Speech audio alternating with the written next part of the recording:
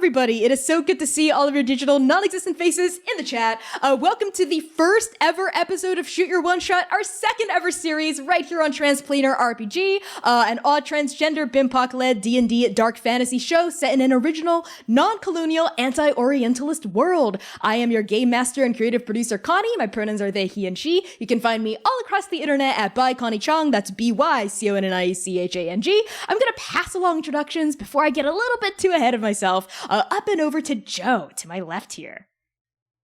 Hey everybody, Joe or Josephine. I'm at Scary Dog Friend.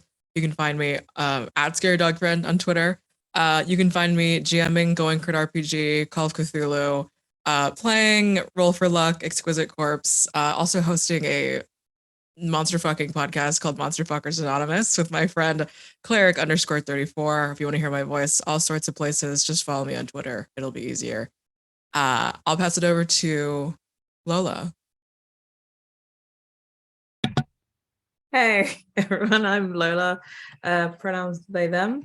I am Third Volt Yarns on pretty much everything, and yeah, because I die young and make pretty things. But also you can catch me streaming on various places, mostly Roll Together RPG, but I'm also in a wonderfully spooky and spoopy new season of Demons 12. So yeah, follow me on Twitter to check that out, because the first episode is on Thursday. Yeah, passing over to Alyssa. Hello everyone. My name is Alyssa. My pronouns are they, them, and you can find me online at A Disaster Queer. I am currently in a quest campaign on Dexara19's channel every other Saturday, playing dragon riders who have broken their code and gone down to the surface of the world. It just started last week. It's very fun. Check it out. And I'm also alternating Thursdays on Camp Carnage, which is a Monster of the Week game over at Friends Who Roll Dice. And I will pass it to Netta. Best. Hello, my name is Neda, or Nur, or to be determined at a later point. My pronouns are they, them, any, and you can find me on Twitter at transfather and also on Twitch at spearwaddled. That's one word. And I don't do anything on either of those platforms because I'm so tired all the time, but I will still apply to all of your events and stuff. So please give me a follow, and I'll pass it back to Connie. Right on. Look at these incredible guest stars we've got here for our very first Shoot Your One Shot, Escape from Dabathati. I am so excited. Speaking of which, Shoot Your One Shot, you might be like, what the heck is that? It is a series of 7 one-shots set in Andake, which is our homebrew non-colonial anti-orientalist world, with a rotating cast of guests who all use the hashtag BIMPOC Shoot Your Shot at Transplanar this past year. This event this time is going to be hosting over 30 incredible players in our very own original homebrew world, and we are so glad that all of you are joining us as our audience. Our next game is going to be this coming Thursday, October 6th, at the same time, same place at 7:30 p.m. EST. But for now, let's get right into the session itself. Content warnings to be aware of for this particular one-shot.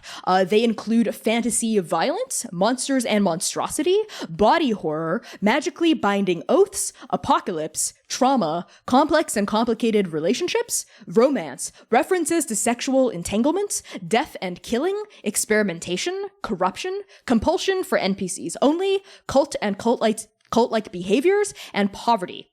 Something else to know is you might see this little empty bar at the bottom of the screen here, right under here and above the captions.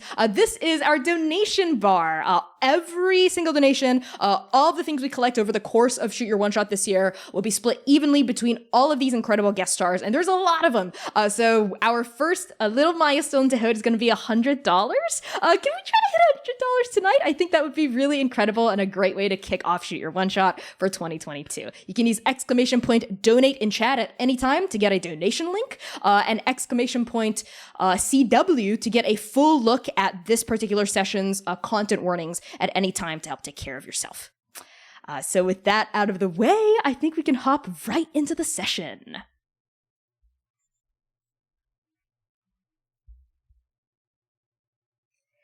We open on a dinner party. A dark mahogany table stretches under the flickering light of a candelabra.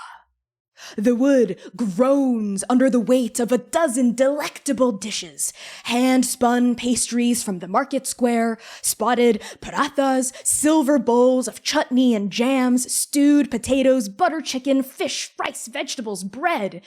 And though a few of these dishes, only a few, require cutlery, we also see knives, forks, spoons, chopsticks, all manner of utensils for all manner of guests from all manner of backgrounds. And around this table are a dozen chairs at least, straight-backed, polished, wooden armrests shining under sullen dungeon light.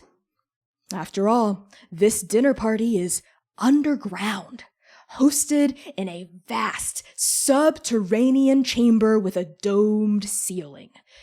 The fluted eaves of the walls are carved with an intricate mosaic of wings. Most of the dinner guests are on their feet.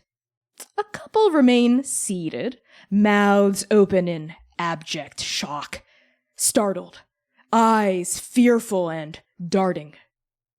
On one side of the tables, limned by the dull light of the candles, are the four of you. Idris, Nadia, Chanyo, and Akoja. Your weapons are drawn, your magic readied, spells brimming on the tips of your tongues. Your companion, Kostas, remains seated, eyes wide like the rest of the guests here, hands gripping the hilt of a silver fork.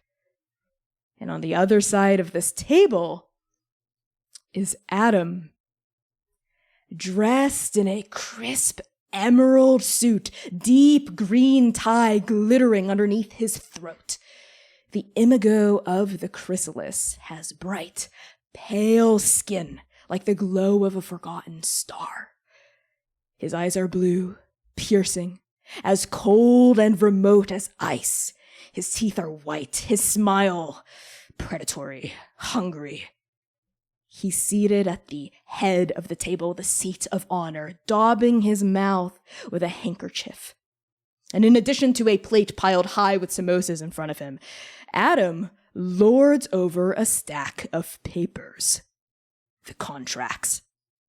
And as he casts his steely blue gaze at each of you in turn, Adam snarls in a self-satisfied way. I knew there would be traitors in our midst tonight. Rats pair poorly with dinner. Now, let's get this over with, shall we? And on that, we are going to cut back to 48 hours ago. The Queen's Gambit is a premier gambling house in all of Dabathati, nay, all of Talmud, nay, perhaps even all of Andake, with few rivals in the noble houses of Toulon and the seedy backrooms of Nabal. A pungent miasma of cigarette smoke obscures the air. Carpet, dirty, thickens the floor, muffling the myriad footsteps trawling between slot machines, card tables, roulette wheels. We push now through the smoke to find the bar, a wet, busy station of wood, glass, and drunkards, tottering from bad decision to bad decision. On this bar, we are going to focus on one person in particular, a young man by the name of Chanyo. Chanyo, why don't you tell us, what do you look like, and what are you doing at this bar? Chanyo is a far too tall, far too handsome man for someone that probably has not showered in a couple days. Has, you know, the suggestion of facial hair, like very long, kind of like ratty hair. Hasn't had a haircut in a second. Hasn't really made a great personal self-care choice in a second. Just wearing like all black guild sort of costume scarred, tired looking, looks much older than he actually is drinking just some really cheap, disgusting thing.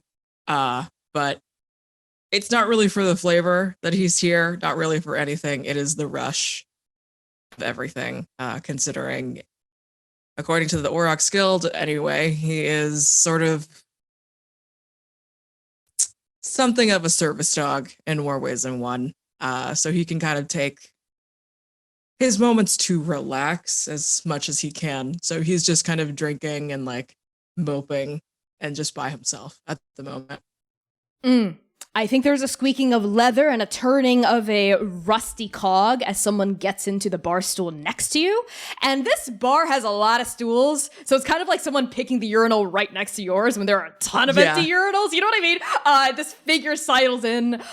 They have a hood drawn up to obscure their face, a leather hood with this big fur that's frosted with ice, even though they're indoors and the cigarette smoke is melting everything, like south of 30 degrees.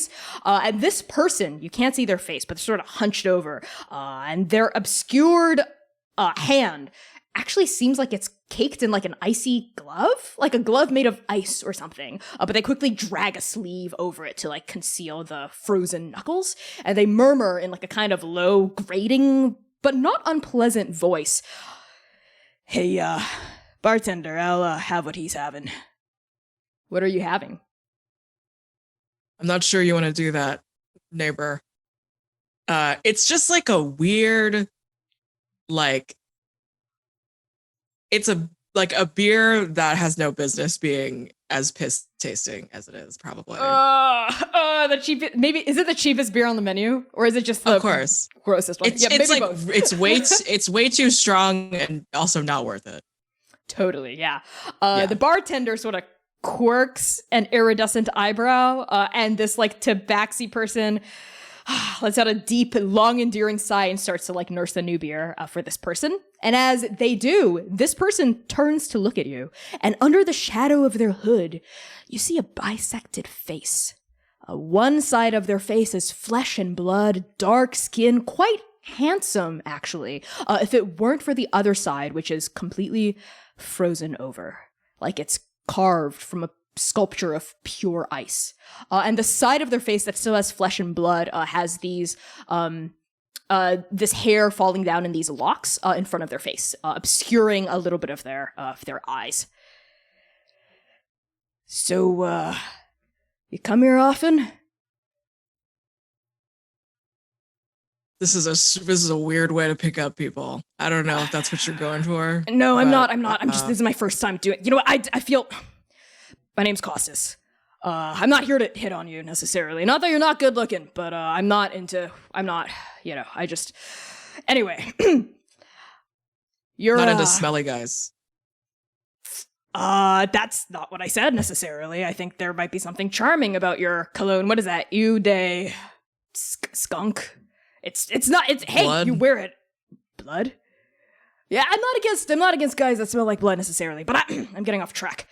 Listen, I've heard things about you. You're who they call the Hound of the Aurochs, aren't you?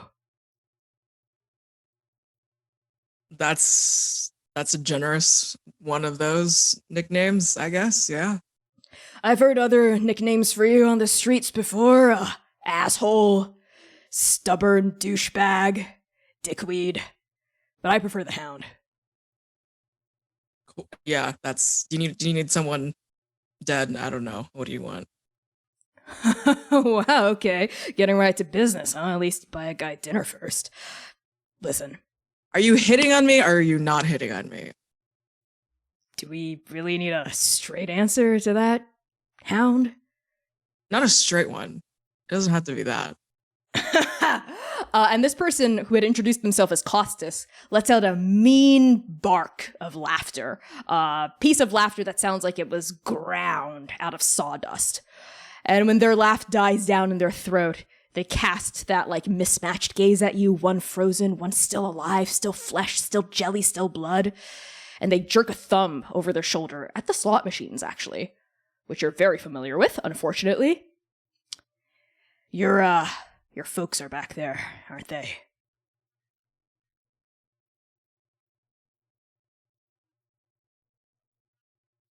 What's it to you? Listen, I'm just a guy watching out for another guy, you know what I mean? Tink, tink, tink. Sound of fortunes flushing down the drain. It's gotta suck pretty bad, huh? You work so hard for the Aurochs Guild and your folks just piss it away the next day. That's their business. Yeah, you, put up a good front. You know, the scruff, the beer smell, the blood stains, but, you're a soft guy, aren't you? Well, at least not soft. Let me backtrack. You've got, your heart's in the right place or something. Or something. Listen, man, I'm gonna be upfront now, okay? I need some help. I'm in a little bit of trouble. I can't say what exactly. I physically can't. I'm not allowed to. So I need some help to get out of the problem I've gotten myself in. There are certain documents. Can I say that word? Yeah, I can. There are certain documents that I'd appreciate your help getting destroyed. Burning, ripping up, doesn't matter. I just need them gone. If that's all you need, sounds easy enough. Shouldn't be too expensive. Yeah, a payment, you know, I'm a little short on money right now, but I'm good for the money, I promise. Just after the job, I'll give you, name your price, I'll give it to you. And hey, I figure maybe our interests are mutually aligned, because you see, the people that possess the contracts that I'm interested in having you destroy might be opposed to your employers. I can't name them, see, but if you can put two and two together.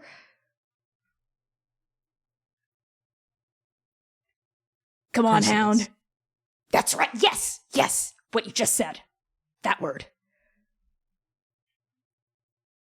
He puts that into context. He all of this strange indirectness, and he just kind of goes, I mean, yeah, if you can give me an in, yeah. Perfect. I got you. Yes, I have an in.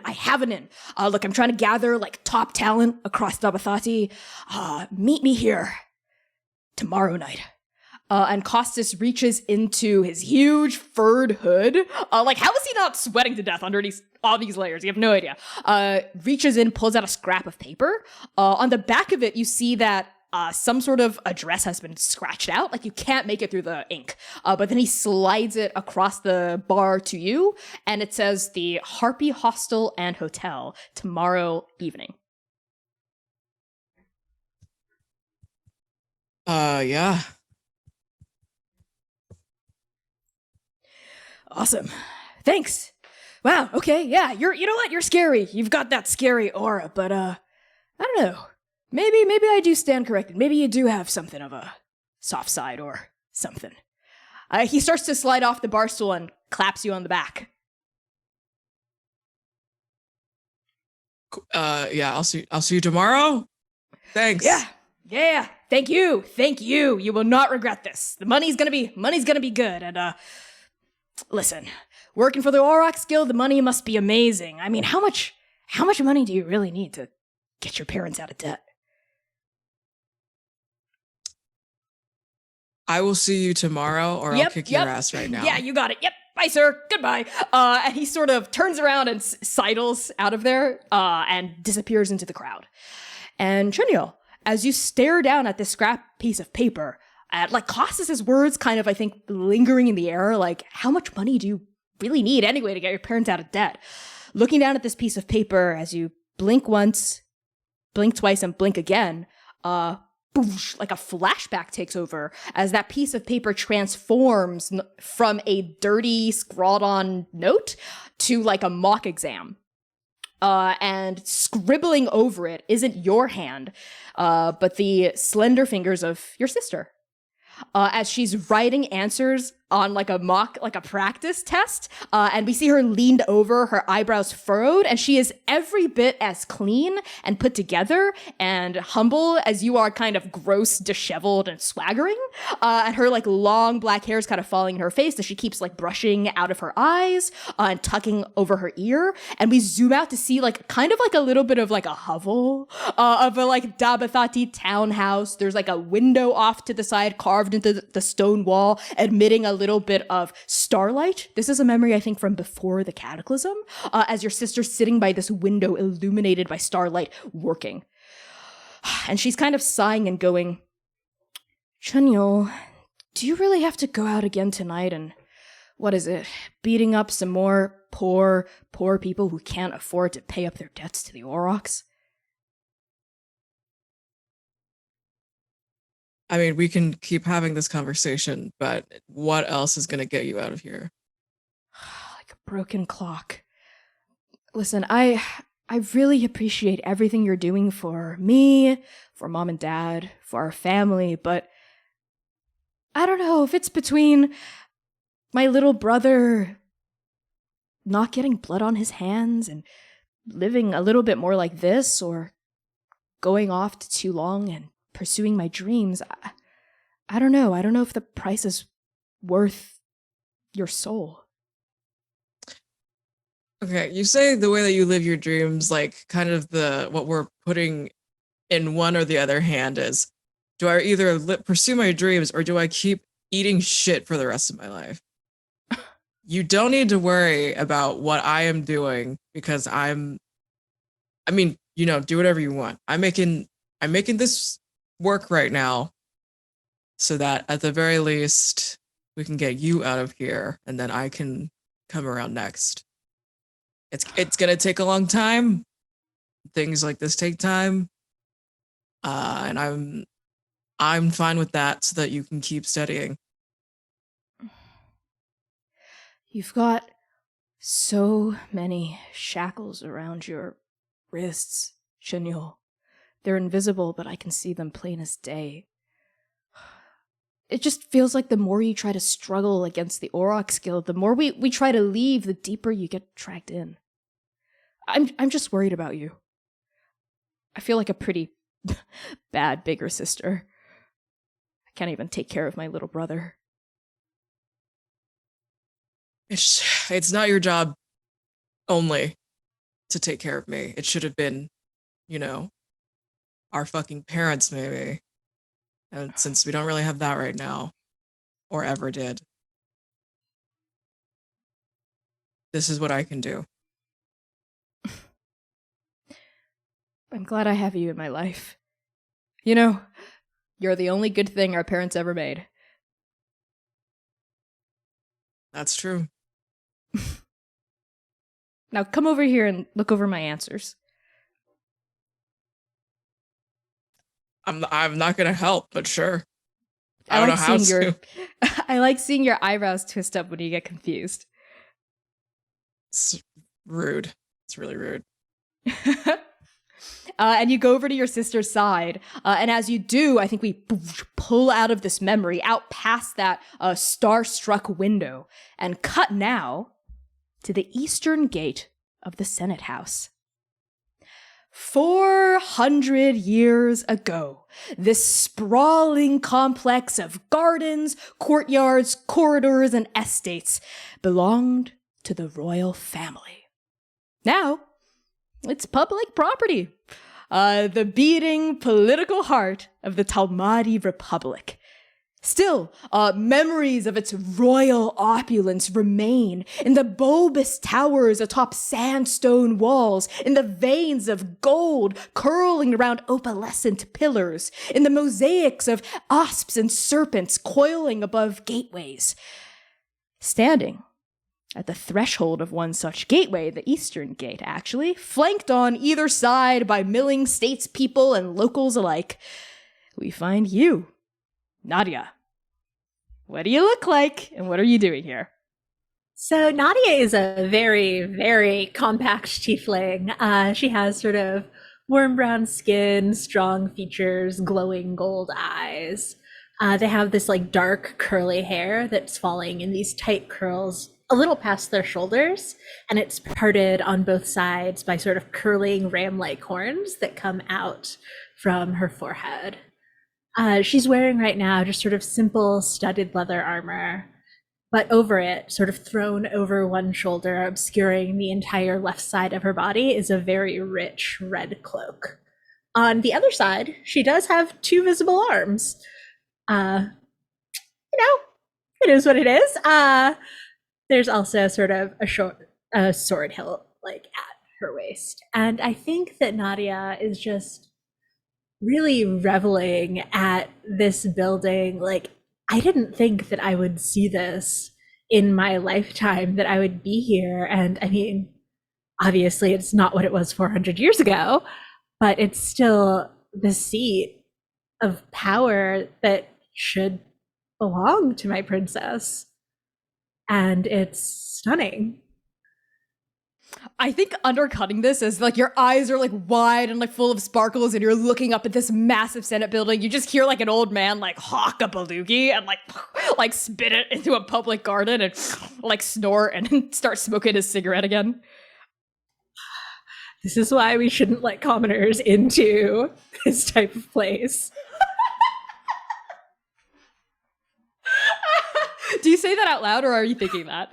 That is purely a thought. I do sort of shoot him a very harsh glare. Love it. Yeah. As your glare lands on him, you hear a voice from behind you go, "Hey, excuse me."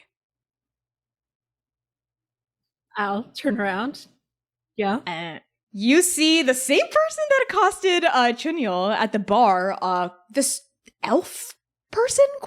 They've got like a hood drawn over their face, and what you can make out of their features, you see a sliver of, what is that, ice? And then a sliver of like dark brown skin on the other side, but just a hint of it, as they seem quite intent on like hiding their face for all to see. They're sort of huddled here under the light of like the setting, under the light of the setting, not sun, because there hasn't been a sun since the cataclysms occurred, but the lights all over are slowly but surely dimming. And this person goes, "Hey, listen, this is super random and like out of nowhere, but my name's Kostas, and are you..." And they pull out like a scrap piece of paper and like are reading off of it. "Nadia, let's see, what's this last name here? And they're squinting at it. Shit, I can't even read my own handwriting. Can you tell me what your last name is, ma'am, just so I can confirm?" Sort of staring at him a little suspiciously, but wanting to see where this goes. Hadid? "Yes, oh my god, yes, Nadia al-Hadid, that's you." That depends. What is it that you're asking about? Thank God, I thought maybe that was just a rumor that some, like, wandering knight errant claiming to be a bodyguard of a long-lost of royal family is here in Dabathati, but that's really you. I think that I sort of stride towards him, and beneath the cloak, suddenly he can feel the prick of a dagger as one of my other forearms is sort of pressing it against his belly.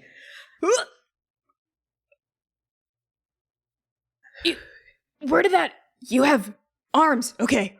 Right. Hey, listen, lady. Nadia, mix knight? Sir? How do I address you respectfully? Knight is acceptable. Knight. Listen, I don't mean any disrespect. I don't mean any harm at all. I need... Actually, it's the opposite of wishing you harm. I wish you help upon me. I wish you to help me. Why is it that you need my help? Listen. Well, but before I get there, a little bit of a friendly repartee, if I may. So if the rumors are true, then you're the liege knight of the long-lost scion of the Bathar family. And they say this name of the family you've served for your entire life. They whisper it like it's sacrilege. And that sort of feeling that respect absolutely instantly warms me to them, and I will drop the dagger.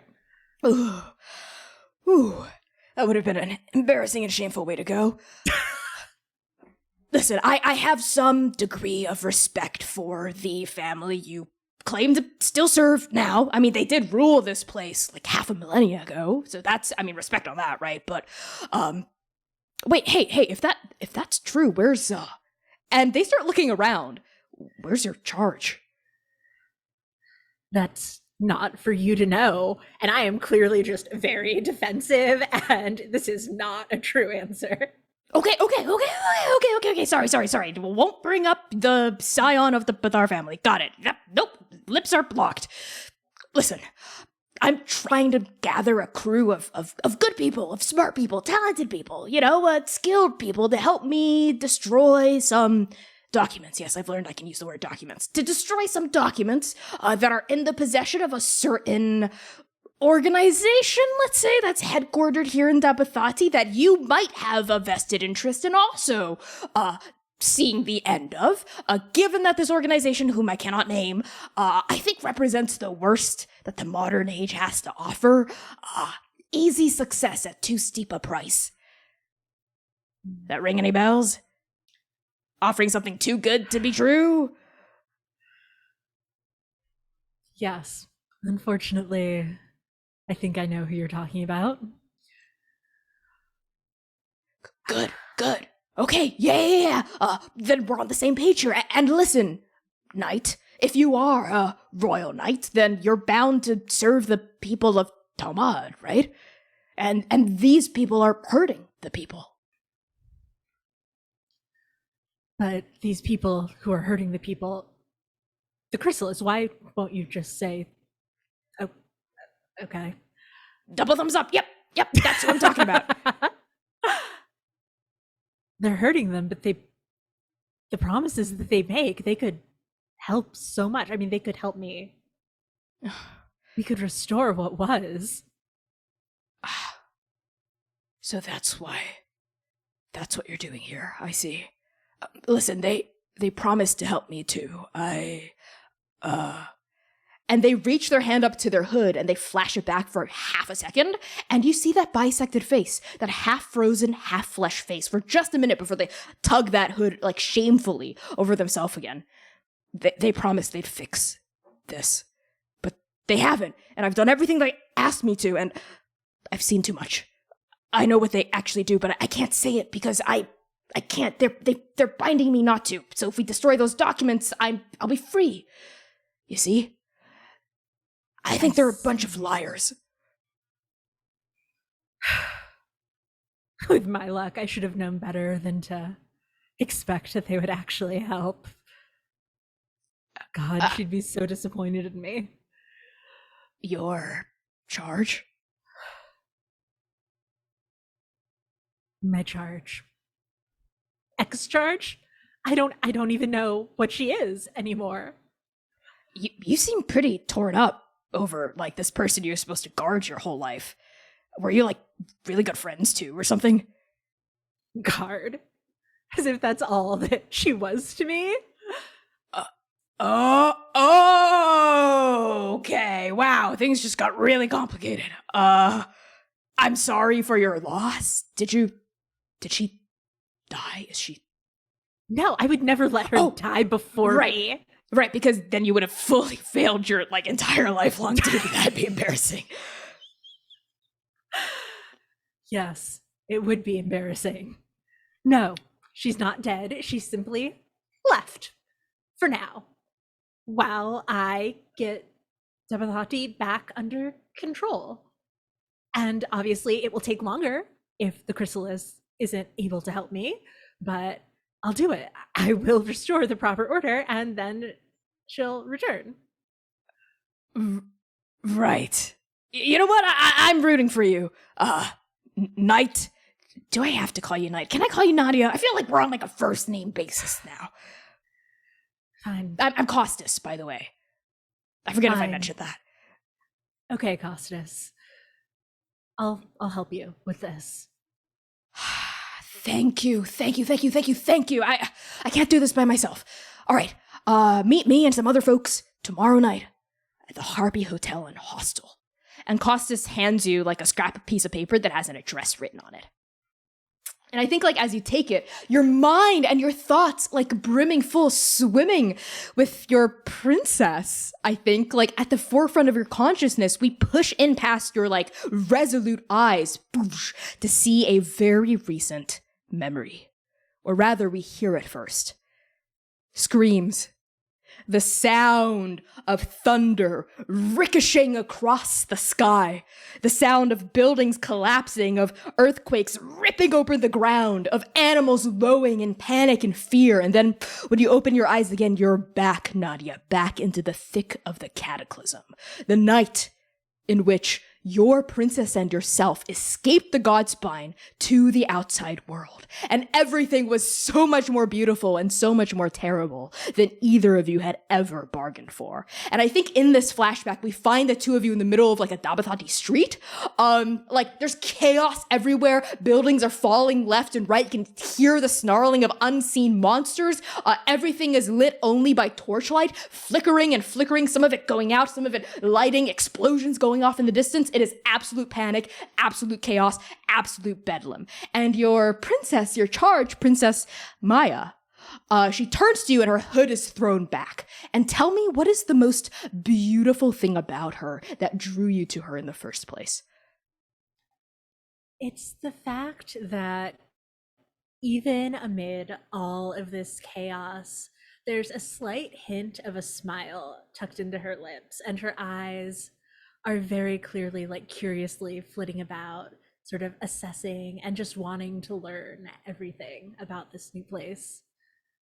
I love that. Yeah, and her eyes are alive and bright. And her hair, I think, is like this kind of short, cropped, dark black hair that's like is real short about her head. And she's got these like royal family tattoos of like snakes intertwined and two arms clasped in front of her chest. And I don't think she's wearing a tunic. Like she's shirtless in like the classic royal family way, almost with a sash and something of like a skirt dangling by her feet. And even amidst the chaos, she, I think, wrenches her hand out of your hand, which you'd been like holding her, like protecting her, right? And missed the panic. She like slips it out of your grasp and she turns and she makes a noise that at first you're thinking, oh God, she's crying, she's panicking, she's grieving, like obviously. And then as she turns and like the flickering torchlight from a nearby like broken fireplace illuminates her expression, you see that she's laughing? She's laughing and turning and dancing in the street as people are fleeing in panic, and she's saying, oh, Nadia, can't you see? This is life. This is living. Freedom to live and freedom to die on our terms. Not mothers, not fathers, not the families. This is chaos. It's living. Of course it's living, but is this because of us? Because we came here? Maybe. And maybe what we have got to do with our power is to just use it and experience all of this. Nadia, our lineage has been holed up in that dusty old mountain for hundreds of years, waiting for our royal line to be reinstated here. And for what? Look around. The world has moved on without us. Can't you see? I'm not going to be left behind for one more minute. It's not leaving you behind in the past. It's finding your true future. What are you talking about, Maya? This is what we wanted.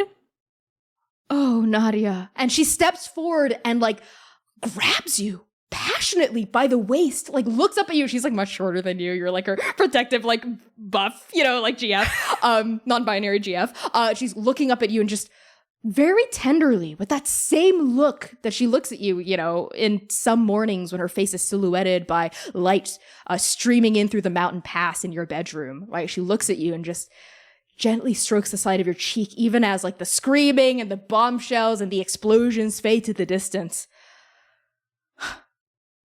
That's what you have always wanted, I think. I don't actually know if being here, ruling this, is what I want.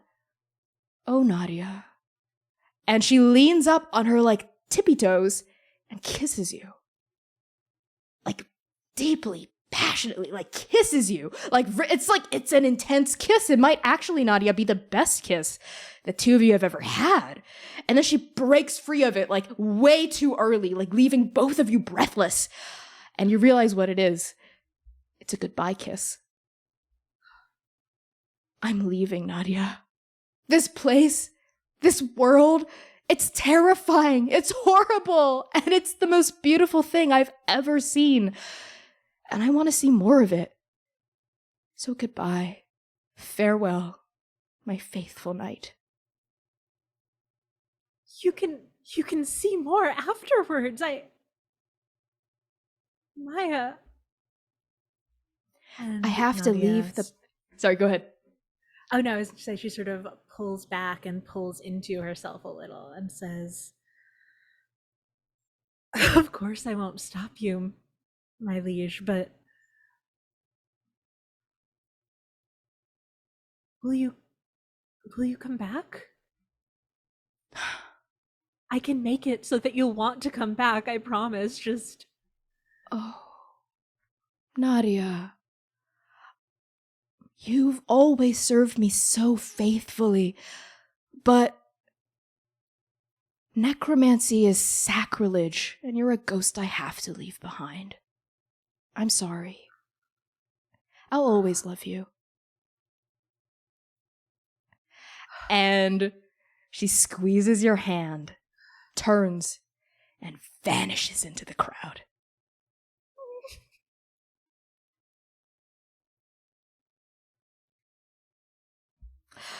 And we cut now to the district of Thristi. This is the neighborhood of creation in Dabathati, the section of the capital city dedicated to the arts, the sciences, the fostering of ideas both old and new. And in this particular section of Thristi, we find a street full of automatons. Steel bots for manual labor, lugging heaps of stone, helping with construction. Wooden bots for art and music, whistling songs through flute-like holes drilled in their arms as they dance. Crafting small toys for children running through the streets. Even glass and porcelain bots for companionship, helping elders cross the streets, holding hands with those grieving, lives stolen by the Cataclysm. And yet, none of these automatons think for themselves.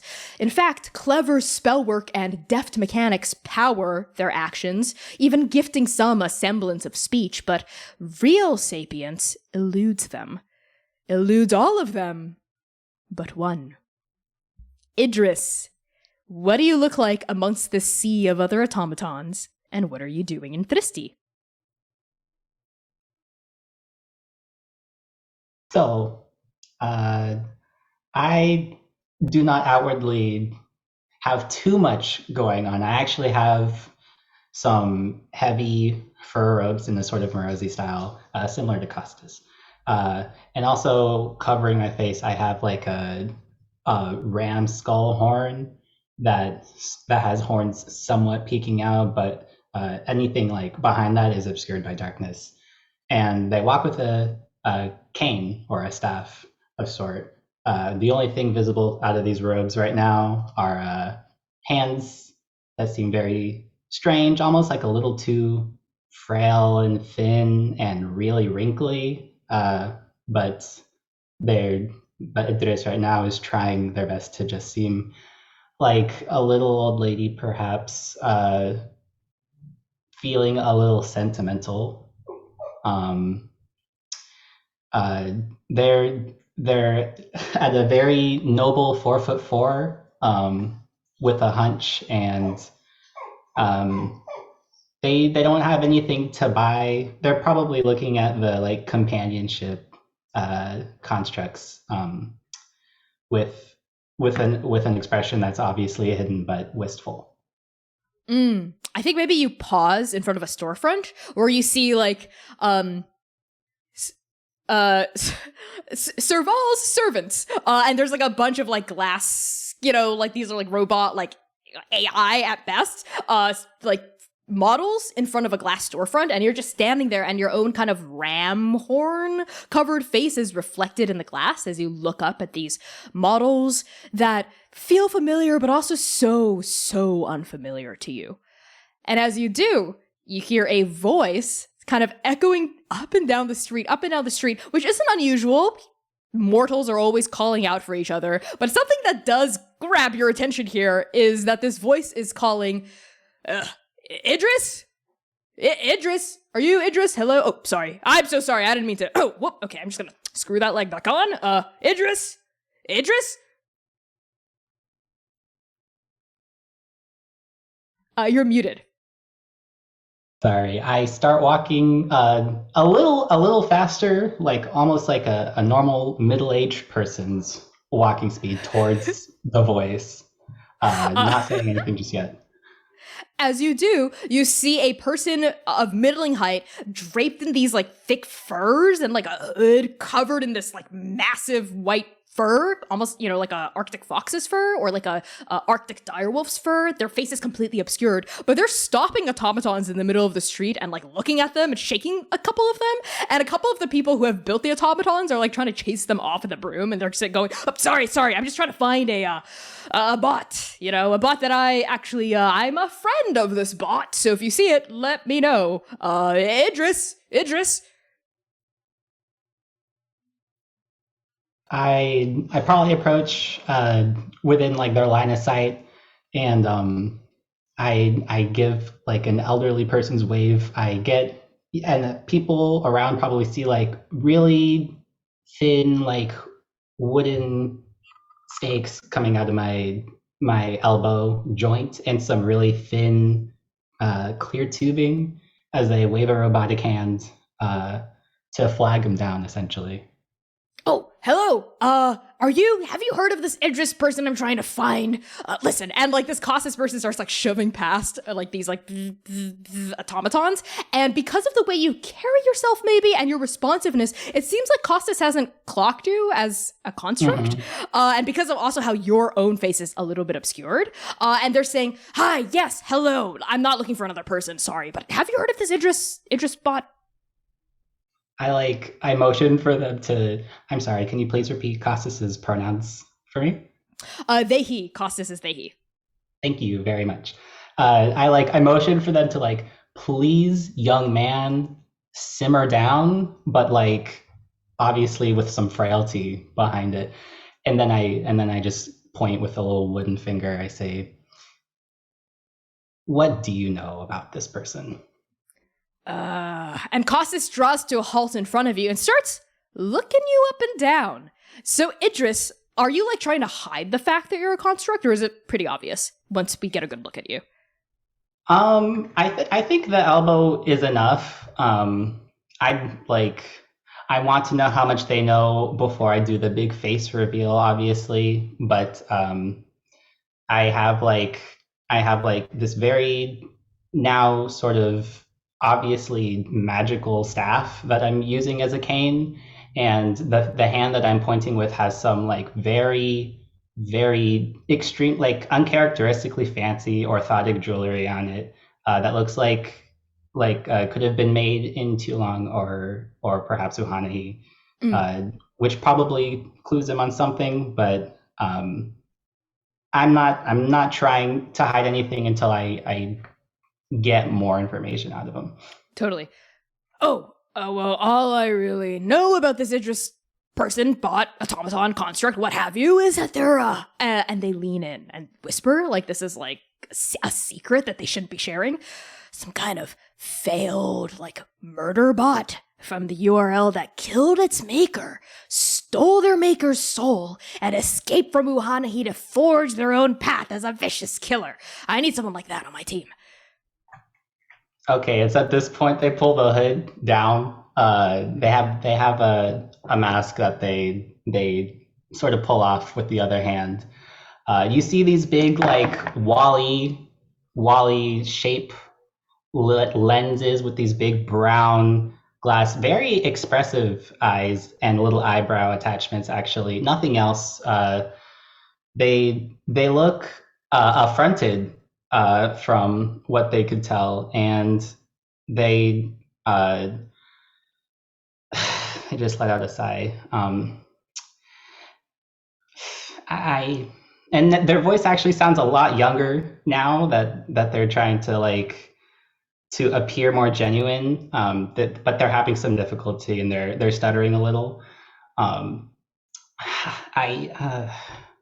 man, I didn't think the URL propaganda machine would be so quick to move, but that's I don't really know what kind of team you're after, but I did not.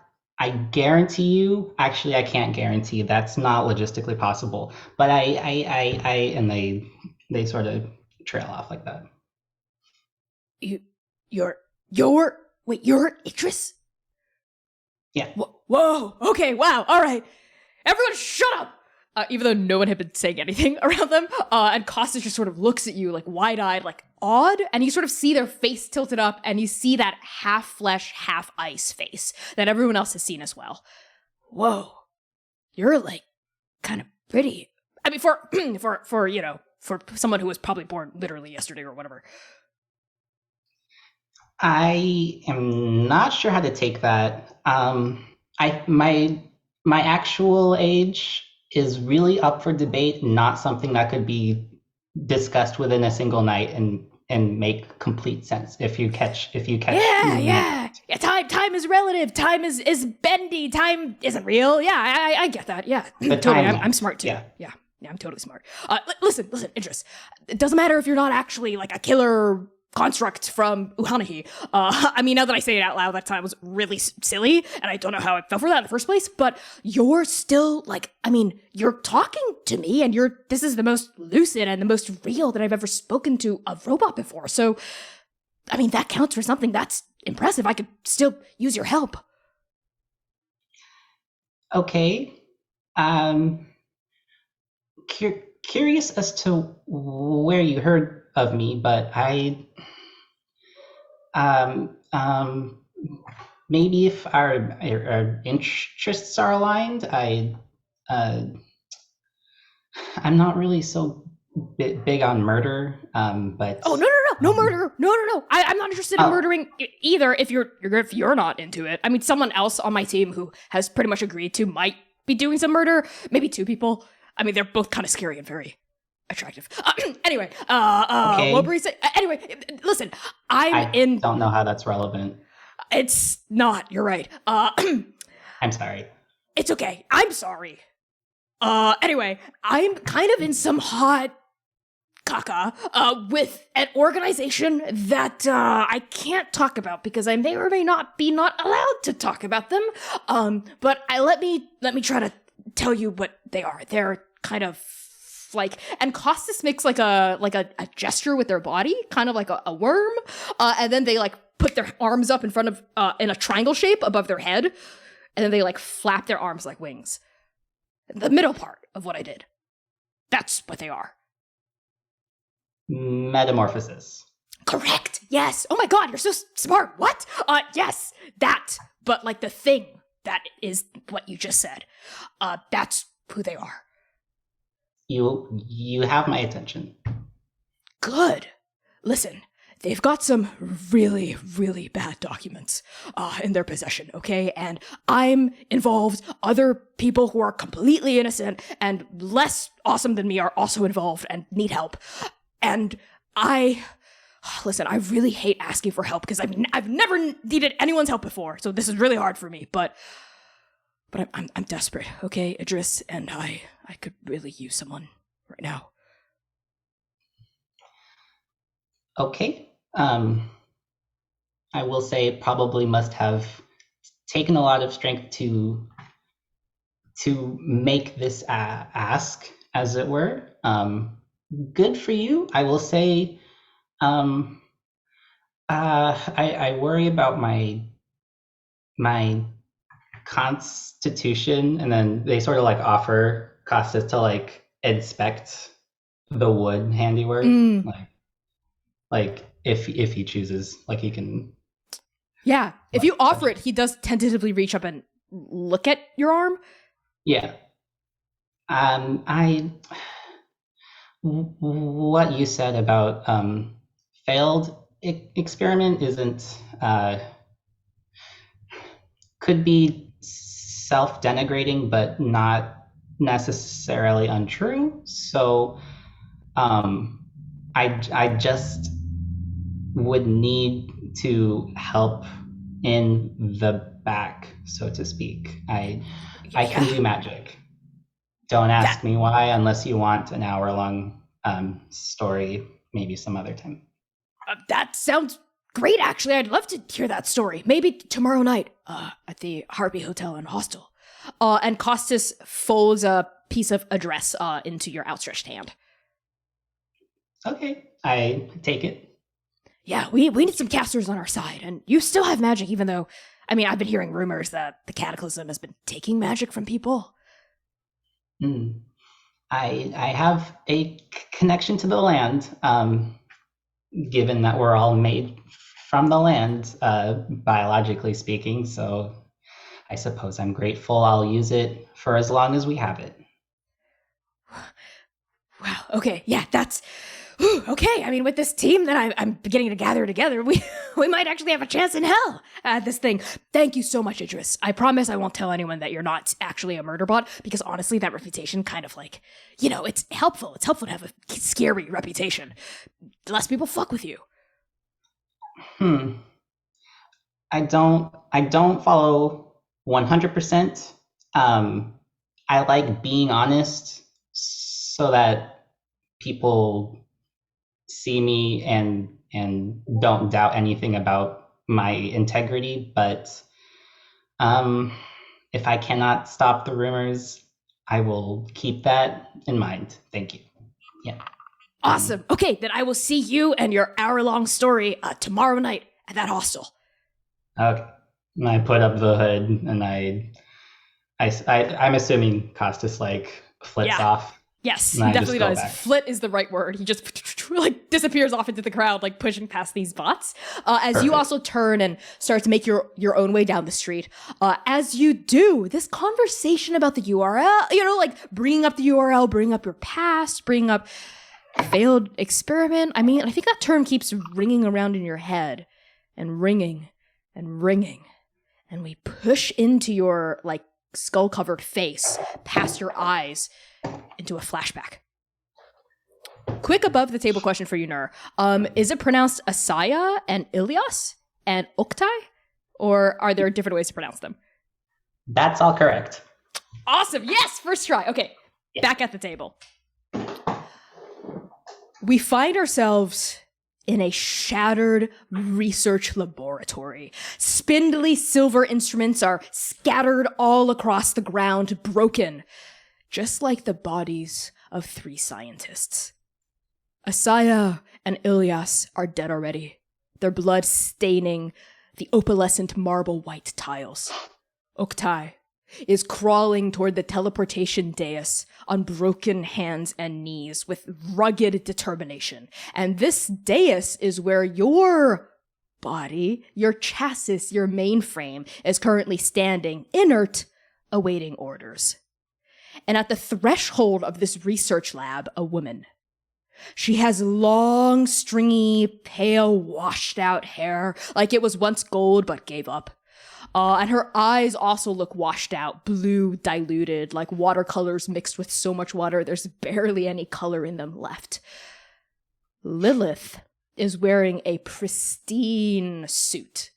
These crisp white slacks that go all the way down, cuffed perfectly at the ankle, and these nice leather boots. She cracks her head left, cracks her head right. There's a ripple of pops and cracks, and she looks down at this crawling, bloodied, broken scientist who's still doggedly on their hands and knees and elbows making their way to the dais. You really thought you could get away with stealing my invention, did you? You may have pioneered the idea of a soul sack, Lilith, but you didn't make Idris. We did. And they're so much more than the weapon you want them to be. That's right. That's what this is about, isn't it? Weaponry? Why, Lilith? We're supposed to be the good guys. We're supposed to make things to help the people of Andake, not hurt them. Gods, are we?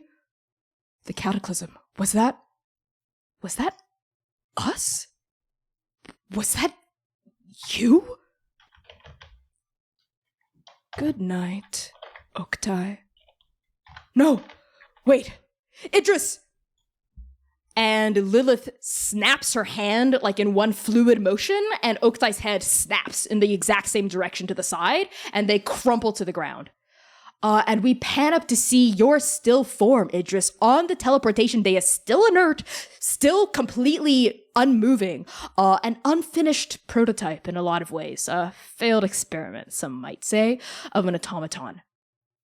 But as Lilith picks her way disdainfully over the fallen bodies toward you, something explodes out of Oktai's crumpled form.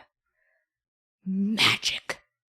The weave, druidic, twisting with vines of glowing light, pummel out of the back of their body and like filter through the air and shoot into you, into that empty sack, that empty hole, that container where your heart should be, that was built to house a soul but now houses...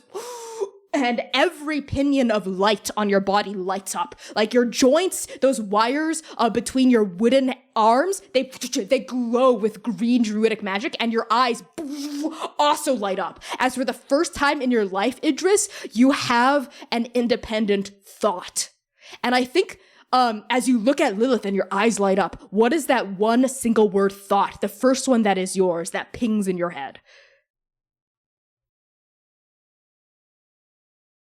Okay, so the state of inertia is like, I imagine it's like a sentry's rest for a Warforged. Like they have some perception, but it's all like not higher level. Like they had sensations and they knew that they were built and they were cared for in that sense. And now with this like influx of magic and perhaps spiritual awareness, they are feeling a loss, like sort of like a kitten found on a riverbank in a bag. Like if they are aware, they know that they're supposed to be crying for help. Idris doesn't know how to make that sound yet. Yeah, and I think as Oktai's magic, it like weaves its way into you and imbues you with life, this final gesture of parental love, I think, is what empowers your body to move. And as it does, that dais lights up, bing, bing, bing, bing, bing, bing, bing, in like a circle of light around you. Like these runes just exploding in illumination.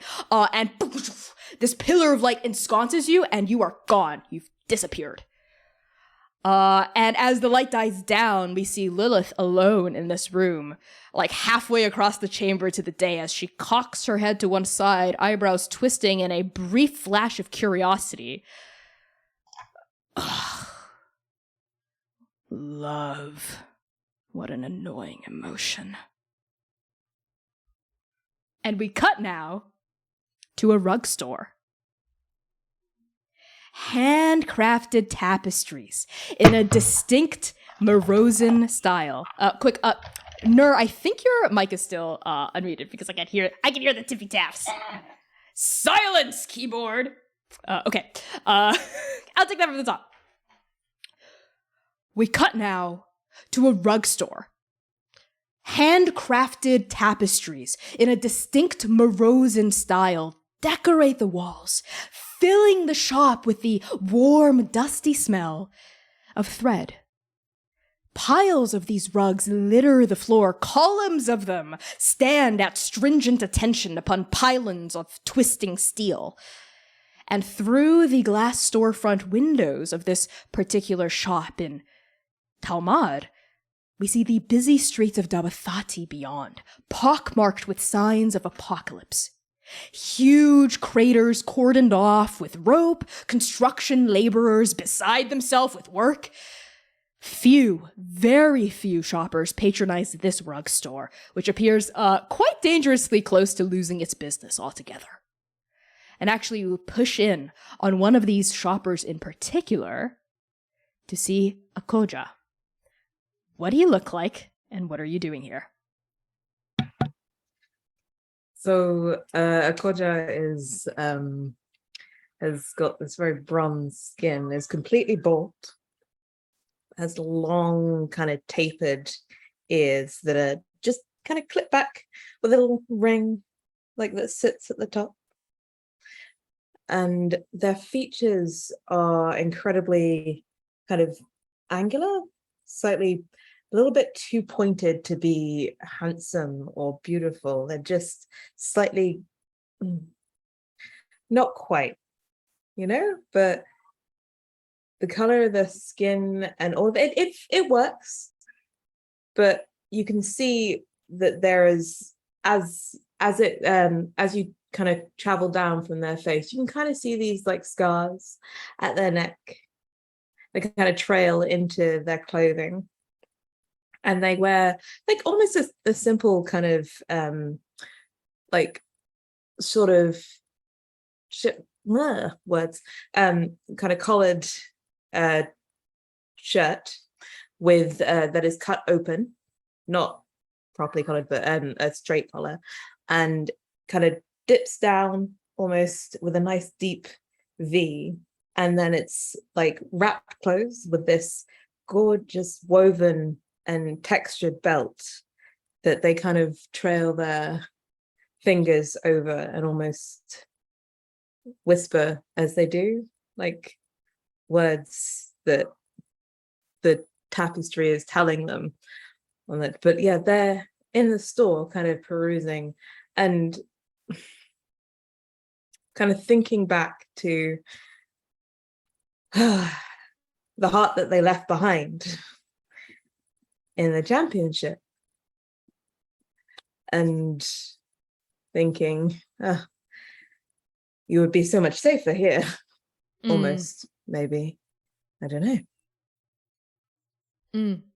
I think as you're studying one tapestry in particular, maybe it's a tapestry that you can recognize the Morozan weave work. I mean, after all... Yuka. Yeah, thank you. I mean, after all, Yuka had taught you how to read Morozan weft work before, so you can interpret it with, I think, like a layman's competency. And as you're looking at this particular tapestry, it's a story of love. It's a story of two lovers who come together. They've known each other since childhood, but the tribulations of adulthood tear them apart, and they meet again when they're both old and have their own lives, and they reminisce about what could have been, but wasn't. And it's a bittersweet, sad love story that you're looking at. And it costs way too much gold to be a justifiable purchase in the post-apocalypse, but you're looking at it anyway, and it's very beautiful. And that's when you hear a ding, ding, ding, ding of the bell ringing as the door swings and someone enters. And this person is like, they are not stealthy. You just hear their boots go clunk, clunk, clunk, clunk, like all over the place. And they seem to be shaking like snow off their boots too, because it's pretty deep winter at this point. And they're letting out a, hi, sorry, excuse me. I'm just browsing, just looking. And you hear them sort of shuffle up to one of the other two guests in this place, like one of the other two customers, and go, Akoja, is that you? Listen, I've got a mission for, oh, no, I'm so sorry, ma'am. All right, bye. Ding, ding, ding, ding. And like the other customer leaves. And then this person starts to shuffle up to you. And we see Kostas with this like huge furred hood nervously sidling up to you. So backing away. No, no, you totally can. Yeah. So I think Akoja clocked Kostas as they came in and is kind of like, Okay. So they kind of stepped, like almost leading Costas away from where it looks like it's the front of the shop, but it's more it's slightly a little bit more secluded, so that if anything were to happen, well, deniability, right? I love that. Yeah, like a shadowy series of massive columns of rugs sort of form like a back alley inside the store that, like, if anyone were to scream, you know that the tall walls of fabric and felt would muffle it. And they're like the shopkeep who's asleep at the counter definitely doesn't have like a clear view into this little corner here. You kind of expertly field this person in here, and they allow themselves to be fielded. Hey, hi. Sorry, I just super random, out of the blue. But is your name a Koja? And what's it to you? Well, you've got a nice voice. Anyway, I'm Kostas. What it is to me is help. I was hoping maybe you could help someone out, and that someone being me. Help with what? Well, listen, this isn't... What I'm about to say next is going to sound really suspicious, but I promise you, it's not a threat. It's not even a warning. This is just information I've picked up from the streets, okay? I'm not, Anyway, I'm just gonna say it. I may or may not have heard of on the street of a Kusing operative in Orok's territory, which is a dangerous place for a Kusing operative to be. But hey, I'm not knocking. I'm not talking. I'm not knocking. Your voice is so loud. I'm not knocking. I'm not talking. I'm not knocking. Listen, I need all the help I can get. And I figure, an operative like yourself might be able to lend such expertise.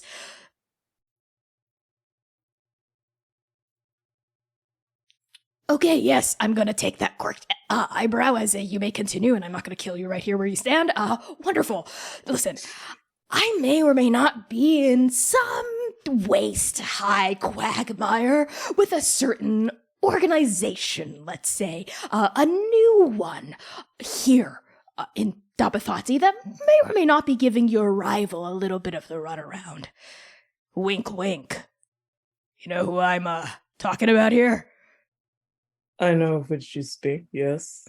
Okay, great. Quick on the uptake. That's probably why you're such a high-ranking Kusing operative who knows how to cut throats in like 10 different ways. Anyway, yes, I'll continue. Listen, Akoja.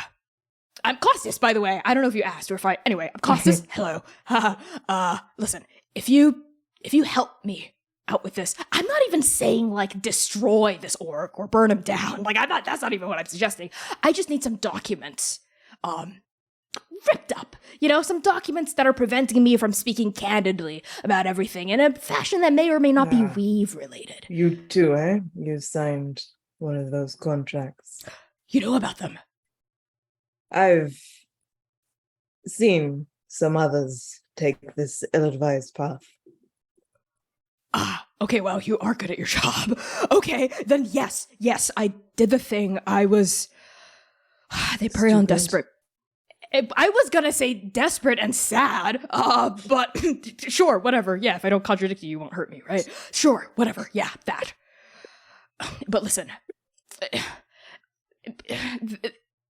the people that are bound by these contracts, they need help, okay? Myself included. And they're good people, better than me, definitely. And there's a lot of documents, okay? A lot of souls that are bound to this really bad organization. Do you think you could help? Perhaps.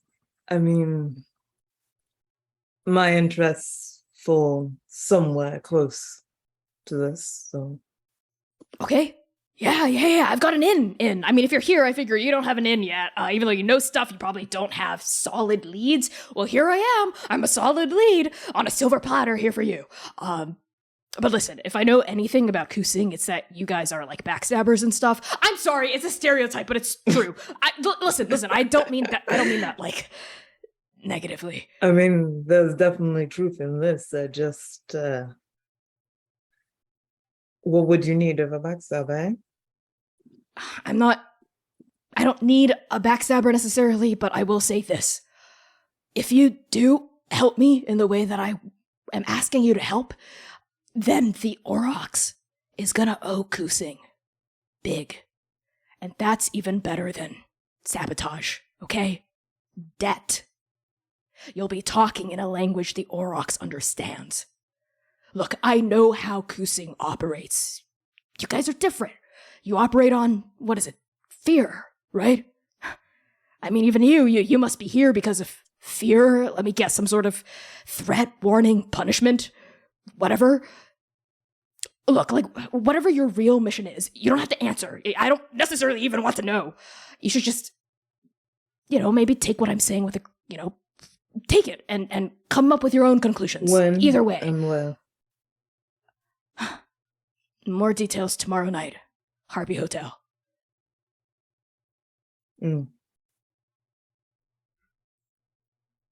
Go. Okay, wow, these tapestries are nice. I think I will buy 10 of them. As Kostas marches out of this little alley, and without waking up, the shopkeeper goes, "You couldn't afford it." And Kostas goes, "Yep, sorry, excuse me, goodbye." And ding, ding, ding, like the door opens and closes. And Akoja, as you continue to stand there in like this dusty alleyway of rugs and tapestries all around you, I think despite this unimpressive in your eyes person who had said all these things, some of their words are sticking. Specifically what they said about threat, warning, punishment. And I think on that word punishment, we push past your usually unfazed, unreadable eyes into a memory. A darkened windowsill. A lack of light filtering down, I think, onto the floor.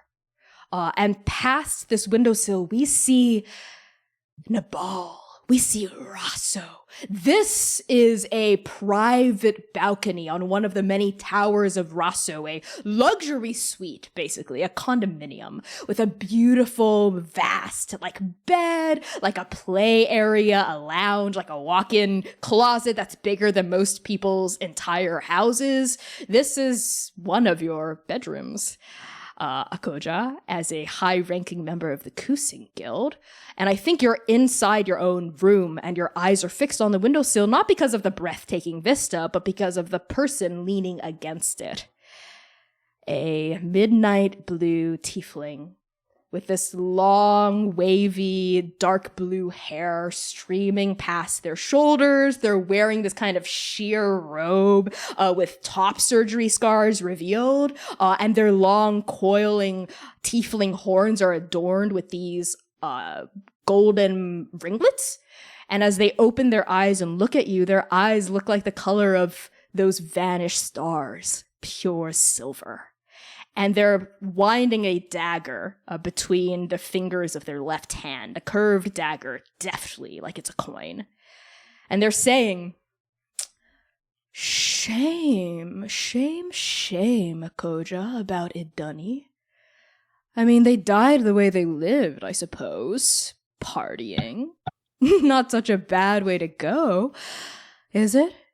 As far as the Cataclysm goes, Cataclysm casualties, getting speared through the chest by some fucked up nothing monster on Bacchanalia Beach is, well, that's pretty up there in cool ways to die, isn't it?"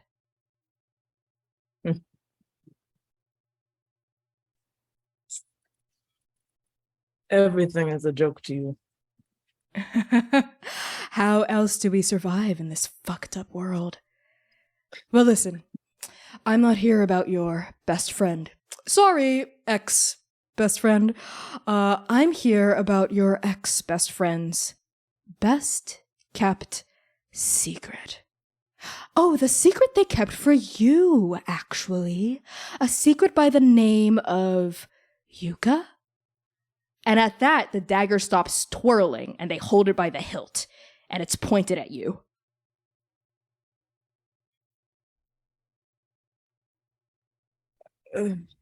So at this point, kind of Akuja is it almost slightly frozen in this kind of like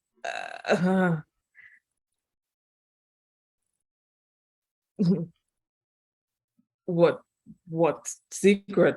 The a trifle. Well, I think the secret is 5'7". Cute. What are they? Morosen?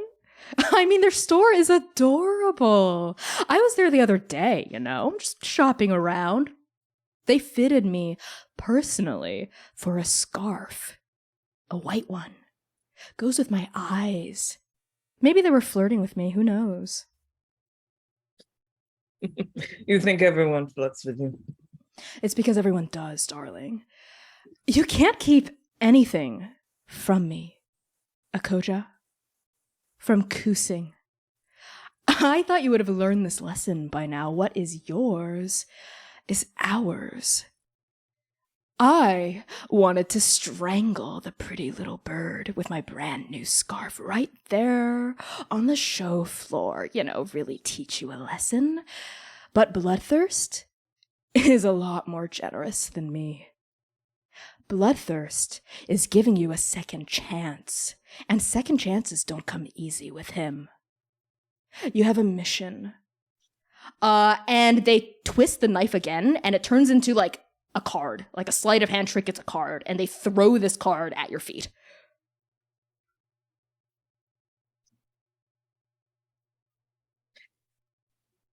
Akuja kind of, his hand is kind of almost gripped and like flicks their one of their fingers, and the card kind of lifts up on its own to kind of appear almost in front of them.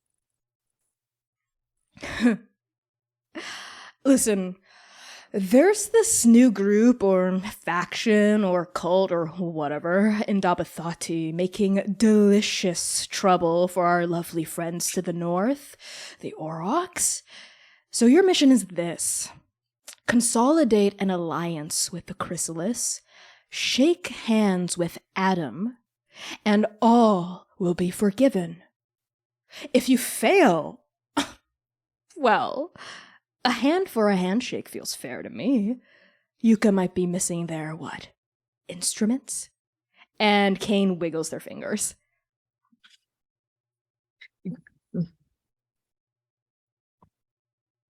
Oh, don't look so mad, Koja. It doesn't look good on you. It ages you. I'm not a monster. We're not going to cut them off. What do you think? No. I'll just have Quicksilver put a few bullets through them. Boom, boom, one in each palm. Let's see how well they can weave scarves after that. Fine. I will do this, and you will leave them alone. Yes? Deal's a deal. That's what's fair. Oh, but there's something else at stake here, too. In case you decide to cut ties and leave, figure that, a couple broken hands could be healed by clerical magic. But something can't be undone once it's said, Akuja.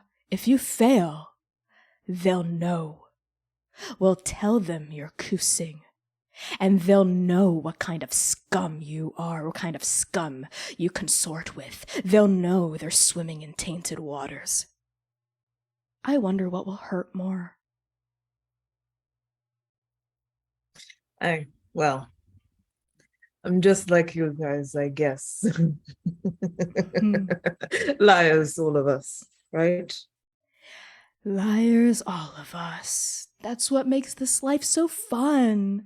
Live a little, lighten up, make like your friend Dunny and, party till it's all over. You'd love that, wouldn't you? Maybe when I'm back, we'll party and maybe we'll play with knives just like you used to. I'm looking forward to it, darling. Toodaloo! And Kane tips back out of the window and vanishes. And I think on that, we're gonna cut to break. So thank you everyone so much for tuning in so far to Shoot Your One Shot 2, Episode 1, Escape from Dabathati. We'll be back in about 10 minutes. We appreciate all of the hype and chat. Don't forget, we do have a tip bar going. If we could hit a little bit of it tonight, that would be amazing. Use !donate in chat for that tip link. And we'll be back in 10. See you soon. Shpijo, Bijo.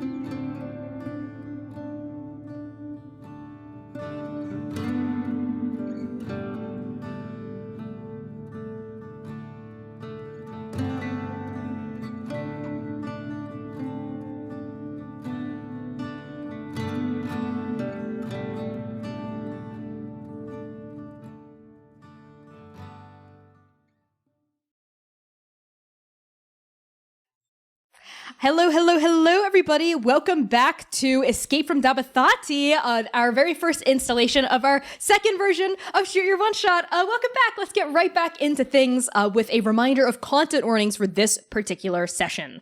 They may include fantasy violence, monsters and monstrosity, body horror, magically binding oaths, apocalypse, trauma, complex and complicated relationships, romance, references to sexual entanglements, death and killing, experimentation, corruption, compulsion for NPCs only, cults and cult-like behavior, and poverty. So use !CW for a full list of these content warnings at any time to take care of yourself and make sure you stay safe while watching what can be sometimes a kind of intense actual play episode. So with that out of the way, let's get right back into the session. We cut now to a hookah lounge in the lobby of the Harpy Hotel and Hostel. This very no-frills establishment in the heart of Siraksha is where Kostas had told the four of you to meet them the night before the mission. And Kostas now sits on these low, kind of paranoid haunches atop a smoke-stained cushion. In one hand, they're gripping the hose of the hookah, and on the other, they're twisting a letter nervously between their fingers. And the four of you are seated in a circle around this hookah next to Kostas, and I believe this is your first time meeting each other. And Kostas seems a little bit anxious, a little bit ready to get introductions done and over with. All right, everyone. Thanks for coming. I'm Kostas. As the four of you know, I appreciate your assistance in this urgent matter here. Everyone, this is Chanyol, Nadia, Idris, Akolja. You guys want to introduce yourselves? You know, I'm just gonna sit here. I'm nervous about what's about to happen, but I feel good about this group. I lock eyes with Nadia a little bit, and then I pretend that I don't know them. Chanyo. Yeah.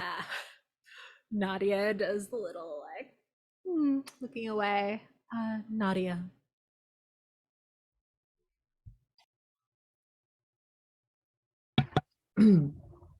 Akoja.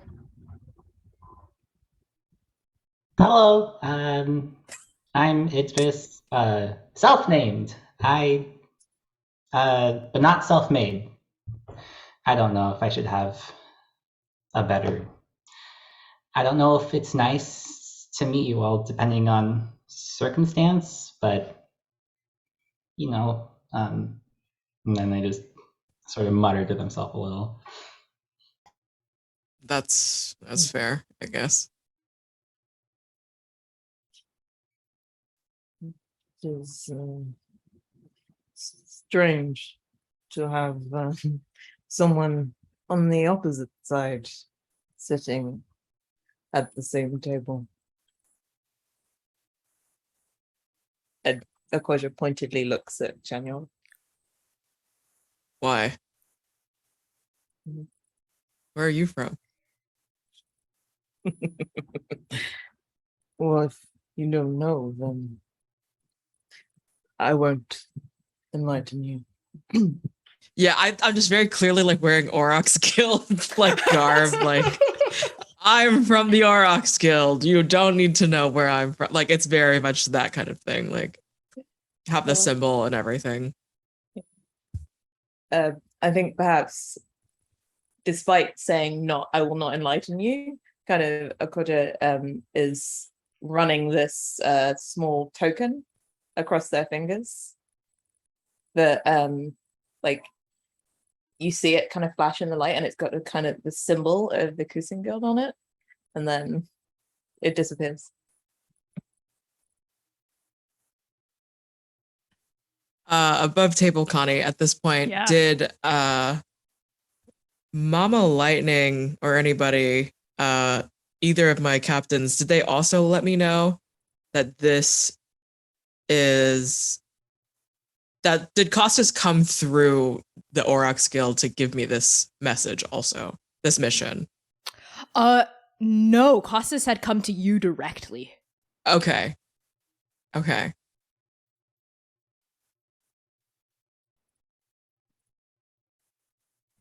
I just have a general understanding of. Oh yeah, you know Right, okay. that Kusing is a huge rival. So for an operative to be here in Oroc's Yeah. streets is like no. Clock that, just kind of with my understanding of what needs to happen in general.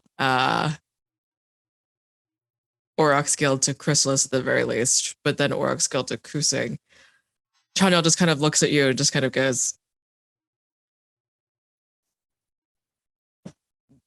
if the both of us can keep our mouths shut, that would be, we can work something out. Akoja just has this really kind of slightly fanged, slightly toothy smile.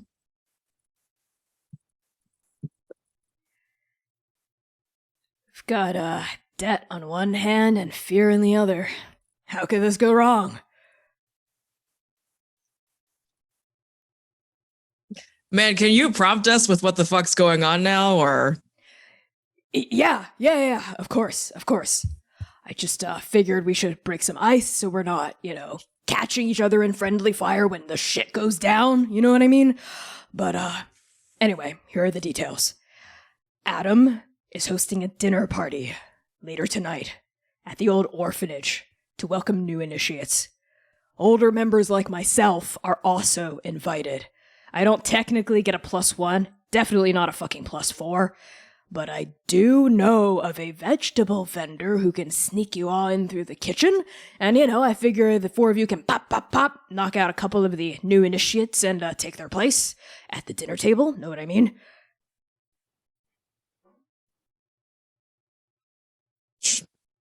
Easy enough. Yeah. Think that could be arranged? Absolutely. That sounds logically consistent.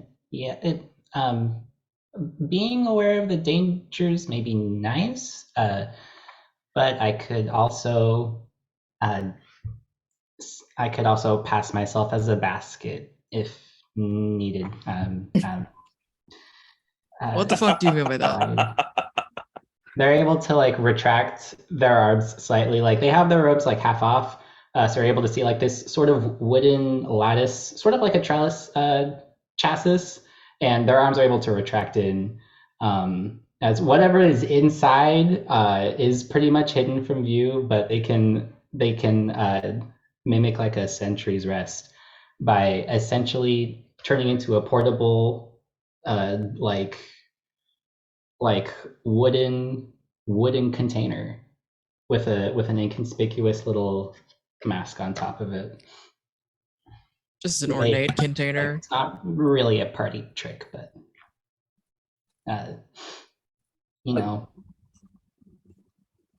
better than me knocking initiates out. It's not a skill of mine. They limp wrist, sort of in futility, they don't know their way around weapons, is what they're trying to get at. Maybe we can use you as a gift basket, one less initiate to knock out. We could put some apples and oranges in you. I guess I don't mind. I don't know how to take that. Well, if you don't want to resort to violence. Okay. Then you can count me in, I guess. But I'm able to cast anything as soon as I spring out in order to cover for you all in the point. Sort of glancing for a moment at Chanyel, I'll say, I think that we'll have the violence covered.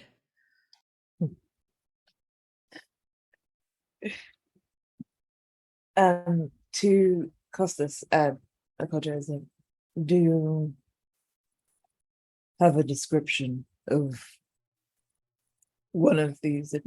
Sorry, voice, can't do it right now.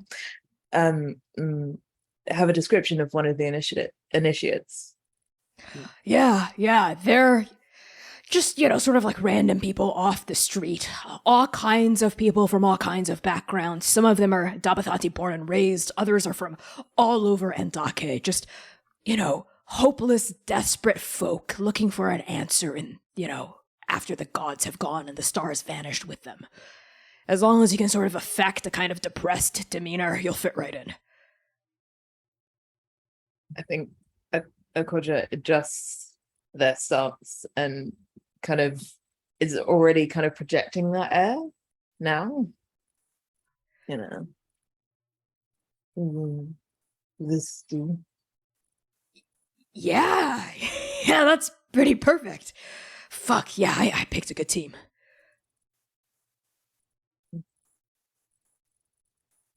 So we have our route in covered. And any other tips on what might occur? Yes. Look, I'm pretty damn sure that the dinner party's gonna be underground. They're sure as hell not serving it in the kitchen that's just in the orphanage. It's almost definitely gonna be subterranean. The orphanage itself used to have a basement, but Adams expanded it exponentially. It's huge down there, a frickin' ant farm, okay? Getting you to the dinner party is gonna be, honestly, the kind of easy part. Even destroying the contracts might be pretty easy, too. It's getting out alive that's gonna be hard. What is it that's down there? Do you know? Can you tell us? And at that, a withdrawn, haunted look seeps into the edges of Kostas's half-frozen, half-flesh face. They draw back from the hookah and they lower the pipe. I'm restrained from describing it exactly, but it's a fucking nightmare down there. Can I make an Arcana check? Yeah. Yeah, sure, go ahead.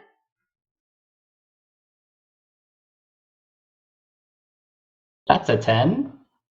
Okay. With a 10, I think the weave inside the crevice of your solar plexus thrums, and all of you feel this kind of druidic nature-imbued magic flare up out of Aegis's chest as you sort of look at Kostas, and for a split second, like the threads of Nitbuza, you see something wrapping around them. Some sort of like binding script, strings of sigils and rune work in a language you've never seen before are just wrapping around Kostas's neck, arms, wrist, like chest, shackling them, literally preventing them from speaking the truth. And then, like, that image is gone. All right, I sort of reel from that. I like clutch my chest. Oh, Gall Tanger above. No, he's not. I didn't think I didn't think the gods were. I think that's another theory for another day, but that seems pretty true. And they're like trying to convince themselves that like that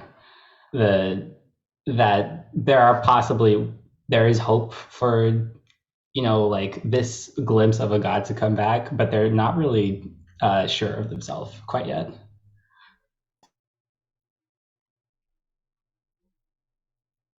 Okay.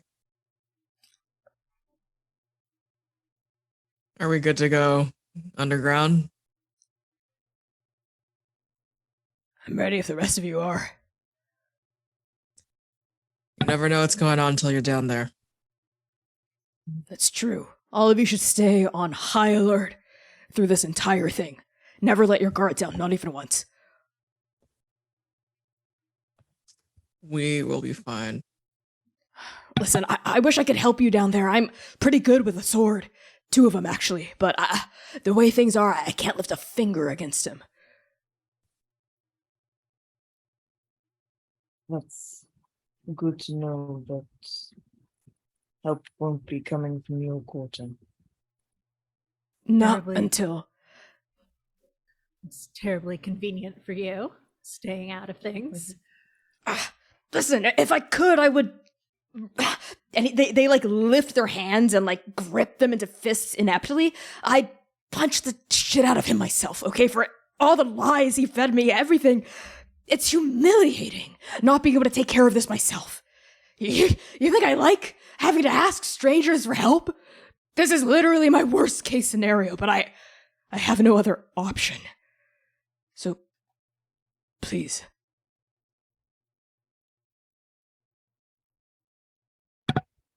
Well, Sounds like the if you get me in Chrysalis. a Go ahead, Akoja. sorry.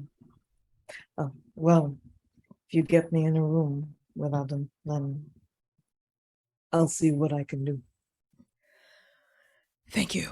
Listen, half of me thinks this dude is literally unkillable. Like, before I signed the long story, just, like I said, destroy the contracts. Get out of there alive. Adam, honestly, leave him to be someone else's problem.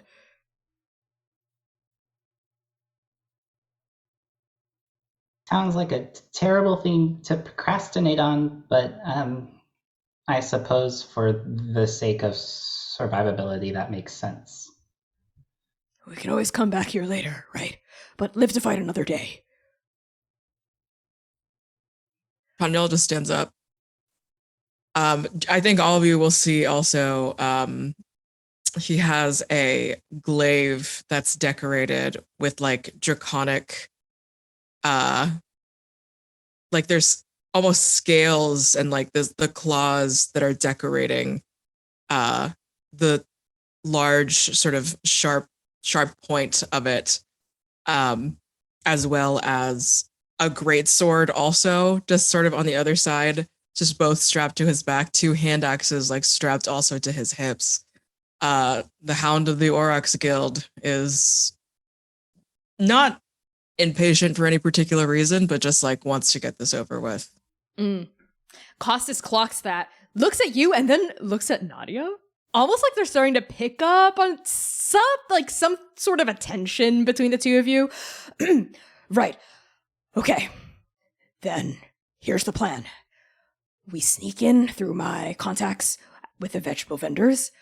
Chunyil, Nadia, Akoja, the 3 of you are going to knock out some new initiates, take their place. And Idris, you're going to pretend to be a gift basket. We're going to get you all to that subterranean dinner party. And, once Adam seems like he might be letting his guard down, we pop the guy, try to get him unconscious, just distract him, whatever, but burn those contracts and free us all and then get the hell out of Dabathati. Capiche? Yeah. And that's pretty much exactly what happens. Of course, until everything goes horribly wrong. And we cut now back to the dinner party. Adam at the head of the table, blonde hair sweeping into piercing blue eyes, a fat stack of contracts next to his plate of samosas. He's twirling, I think, a fountain pen in one hand, the pen that he was about to hand to the other initiates, sitting down this long wooden mahogany dinner table, but is now frozen in his own palm as he looks up at the 4 of you. The magic, or rather the anti-magic that he'd snapped across the table that had exploded you out of your form, Idris, is still kind of stinging and ringing around your body. And now it's very clear that some shit's about to pop off. So Adam, with his steely, icy blue gaze pinning at the 4 of you once more, says, "Now, let's get this over with, shall we?" And he cracks his neck once, cracks his neck twice. And I need the 4 of you to roll initiative. Yep. No way this could go bad.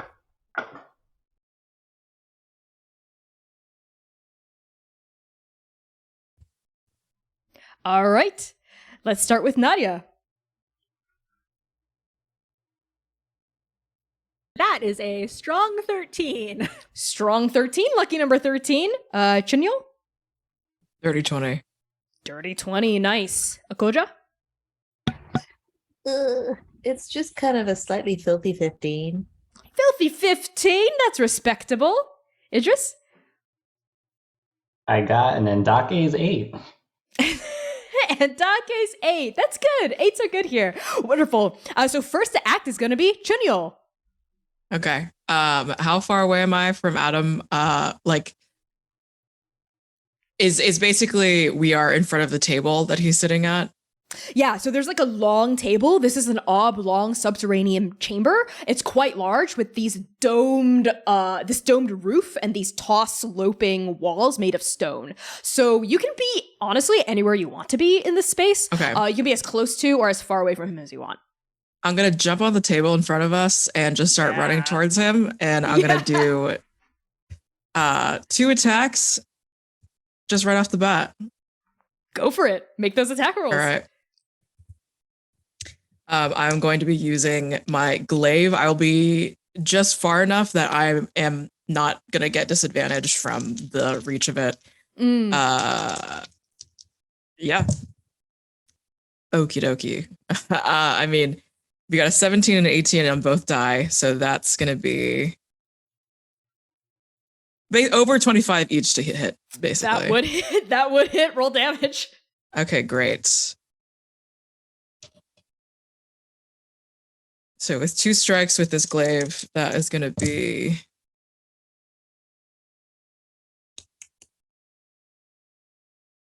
11 points of slashing. Okay. Total? Yes. And then let's see. And honestly, let's expend a superiority die and add another. I mean, just add some more damage on top of that. Go for it. That's going to be 6 more of slashing on top of that. So 17 total? 17. Okay. Is that your turn? I mean, I'm not going to move, and as far as any bonus actions, I don't have anything glaring of use at the moment. So yeah, You're that's it. Fighter. You can action surge if you want. I can. I was wondering if I just should just go ahead and use that. I'll sit on that for a second, and then just immediately, just like taking my like this grand draconic sort of staff, jumping up on the table, just running toward, and then just like slashing into like the chest torso area twice, and then with almost the upswing of the last hit is just like truly the Hound of the Aurochs Guild's like continued push, this like not necessarily action surge, but this precise maneuver that he is able to get some more action on that second hit. And he stands just right in front of him, still trained on him. And then that's my turn. I love that. Yeah, I love that.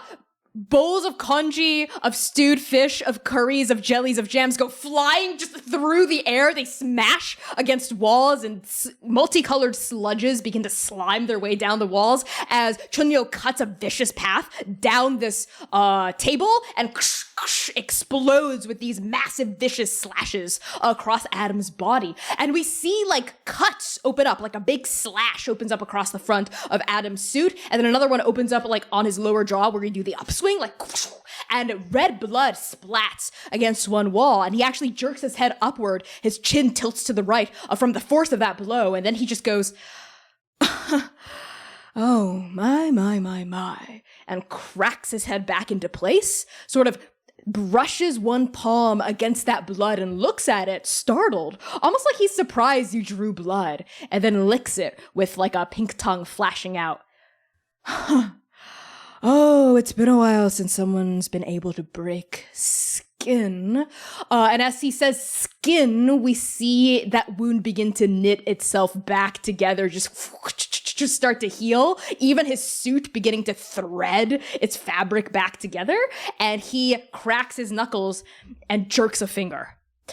And Kostas, who sat at the table, lets out a and he, like, his chest folds upward, like there's something trying to punch out of it, and his arms fly backward, and he sort of contorts, and he picks up that knife, that silver like cutting knife, steak knife, let's say, that he was holding, and he goes, "Fuck!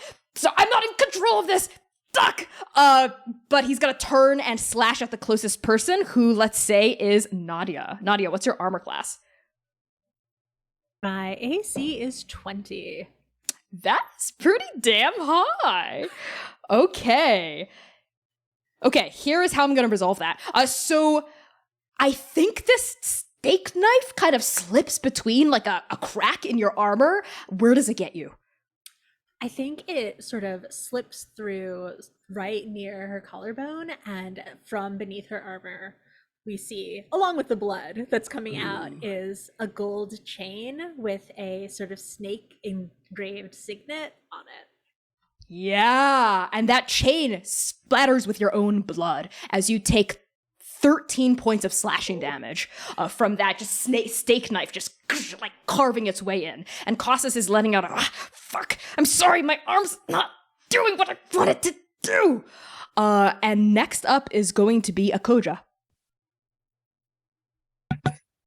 So Akoja is had actually paused and was kind of thinking, how can I spin this actually? Am I on that side, or am I doing like, but the whole situation with Adam, like doing the healing kind of almost trips a memory for them, and they were like, maybe they're starting to connect a little more dots, and so they kind of they will pull out their rapier, and in that kind of moment of pause, then they will kind of they'll just start whispering underneath their breath, making no move towards kind of anyone, but just like this really kind of discordant whisper and cast dissonant whispers, but towards Adam, just not actively looking like they're making a move towards it. Oh, so you're trying to disguise the fact that you're casting something at him? That sounds like that's what you're trying to do. Maybe. Yeah. Okay, so I'm gonna ask you to make a stealth check.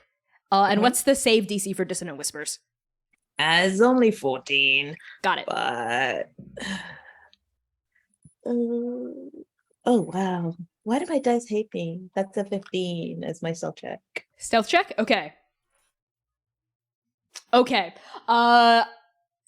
Roll damage for dissonant whispers.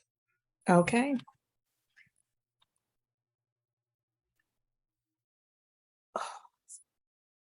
That is an 11. An 11, okay. Is that psychic damage? Why did you tell me? Yes, it is psychic damage. Okay. So these whispers thread themselves like down this hallway and like seem to wrap around and surround Adam's ears, and he shakes it, kind of like a dog trying to rid itself of fleas. Oh, now that is interesting. Where did that come from? And his bright, cold blue eyes scan the room and linger on you, Akoja. And I don't know if you know, just looking at him, if he knows, right? It's like, maybe he knows, maybe he doesn't. If he knows, is he trying to string you along? Is he trying to make you feel like maybe he doesn't know? Like, you get the sense that he's playing a game with you or with whomever he thinks casts the spell. His eyes linger on you just a touch too long, and then linger on Idris, and then Chunyul, and then Nadia. Like, it could be any of them, but you feel that stick on you just a half beat longer than it did on everyone else. Is that your turn? Okay. I am... I'm gonna use my bonus action to help the next person in that. Okay, as a master of tactics. Oh, you can use your bonus action to use the help action? Mm-hmm. That's cool. So are you going to be lending help to the next person in the order? So that'd be Nadia? Yeah. I think I'm gonna kind of back towards Nadia and almost kind of look like I'm defending their flank. Like I think almost just kind of like letting you get into a good kind of position. Do you say anything to try to sell the fact that you're not fighting? Because you're also standing, and I think a couple of the other initiates are starting to get scared too. They're seeing the fight go down, and they're starting to get up from their seats.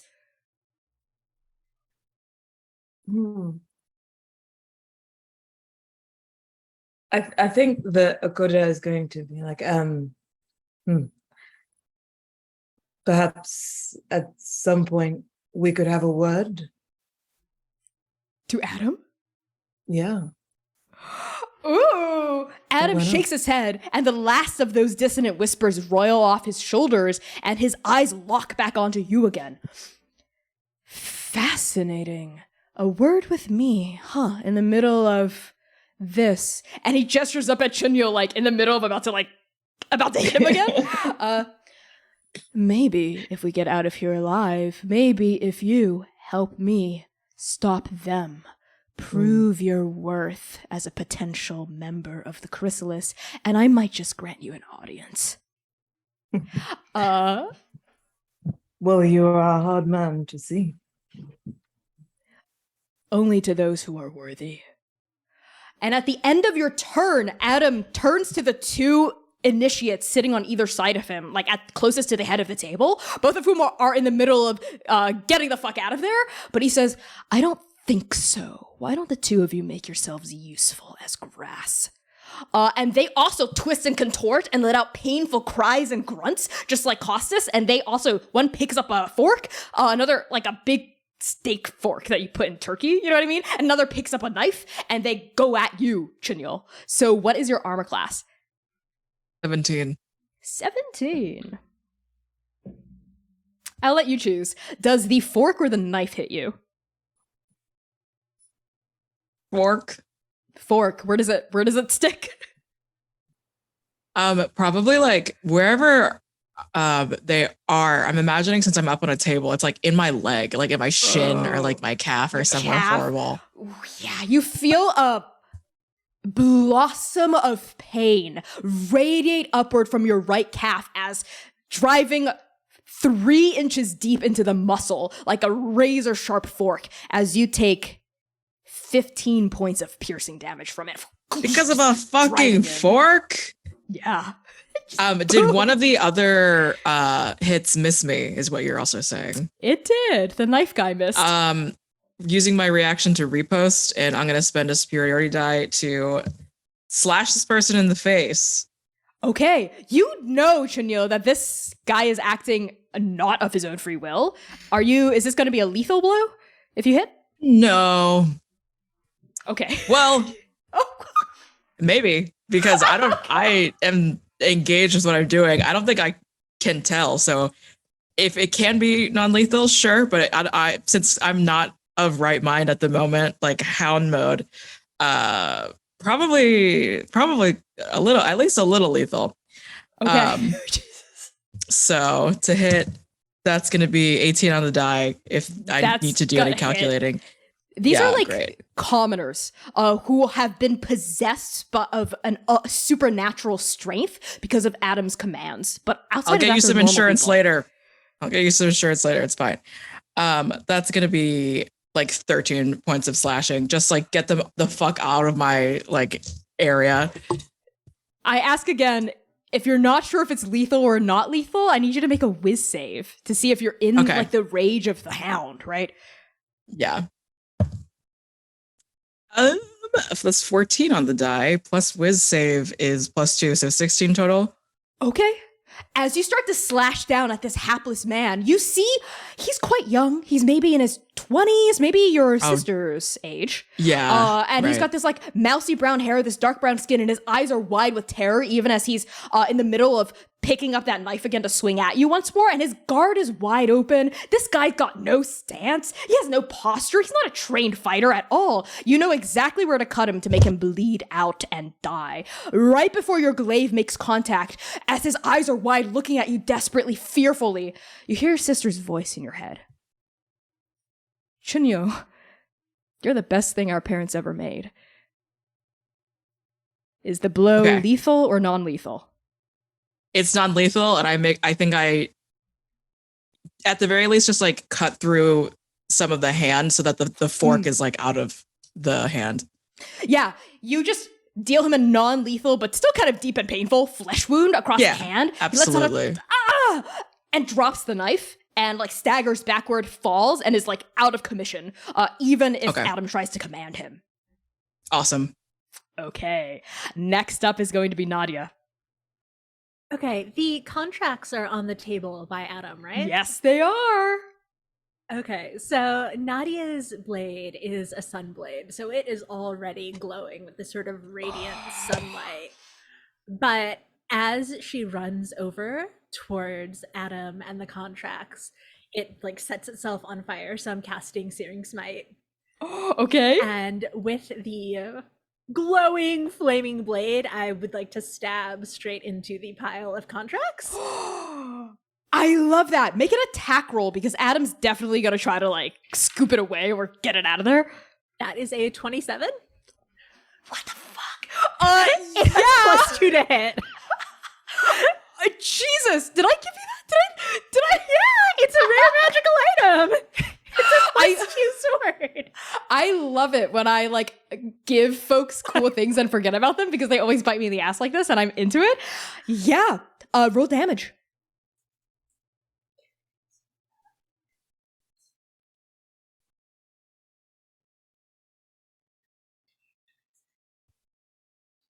$33. 33.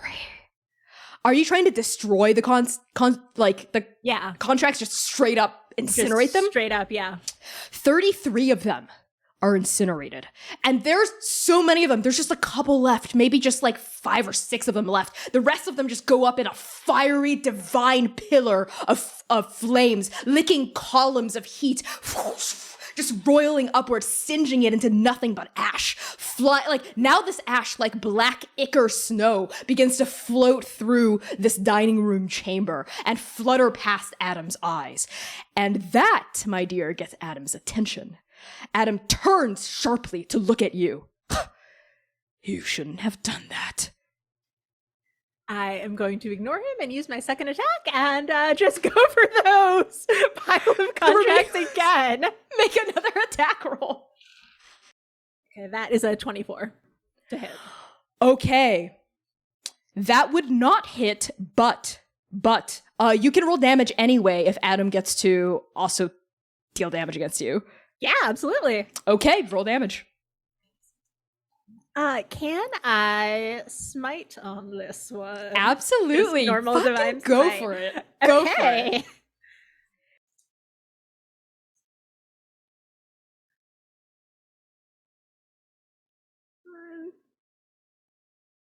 28 points of radiant damage. That's more than enough to destroy the rest of the contracts. Describe to me what it looks like as your blade cleaves down again. Yeah, so it's, I think because we're underground and there's all the flickering shadows. So there's the first strike, which is both on fire and has this beautiful radiant glow. And then for the second one, it's just sort of like a beam of sunlight almost explodes out from the area as the rest of the contracts sort of disintegrate into dust. Yeah. Adam, you don't know when this happened. You don't know how, but he's on his feet and he's right next to you, Nadia. And as soon as that second explosion radiates outward and the last of those contracts are destroyed, you feel something cold and sharp and hard clamp itself around your wrist, and you realize it's his hand. He's grabbing onto your wrist and he's looking at you with eyes of just cold, cool, calculated loathing. And he's saying, I said you shouldn't have done that. And you are going to take a cool 34 points of necrotic damage. 2 hit points left. As pain sears up your arm and we see black veins like explode up your flesh from that point of contact. This isn't even like normal necrotic pain, right? Or like normal damage. It feels like antimatter has been shot into your veins and is eating you cell by cell, deconstructing you into nothingness. Where those black veins go up, only an ashy, white, gray skin and flesh remain. Is that your turn? Okay, so I know that his attack was part of a little bargain for me to get in my attack. Can I still use Hellish Rebuke on him? Go for it. Go for it. Go for it.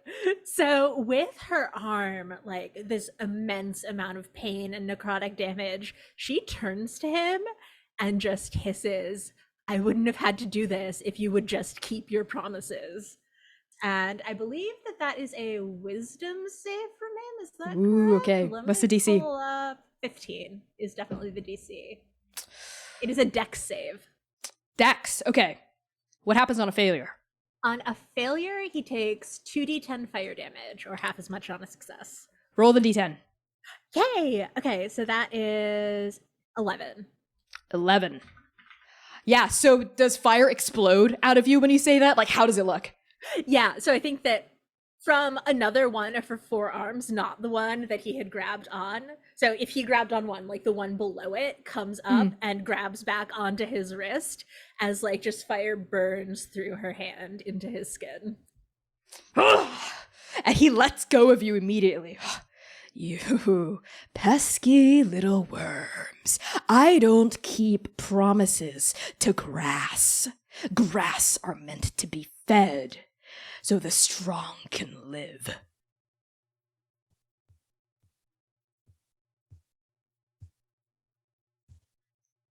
Okay, weirdo. Is that the end of your turn, Nadia? That is the end of my turn. I do shoot a little look, I think, over to Akoja, like, this is what you're gonna deal with? Is that what's gonna happen here? Love it. And now we cut to Idris.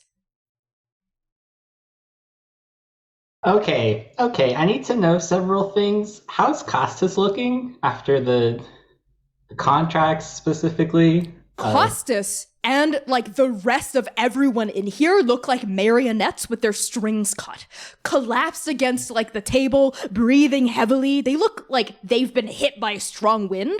Like whatever magical binding had been severed is like whiplash hitting him. But he looks like he's starting to gather his senses again.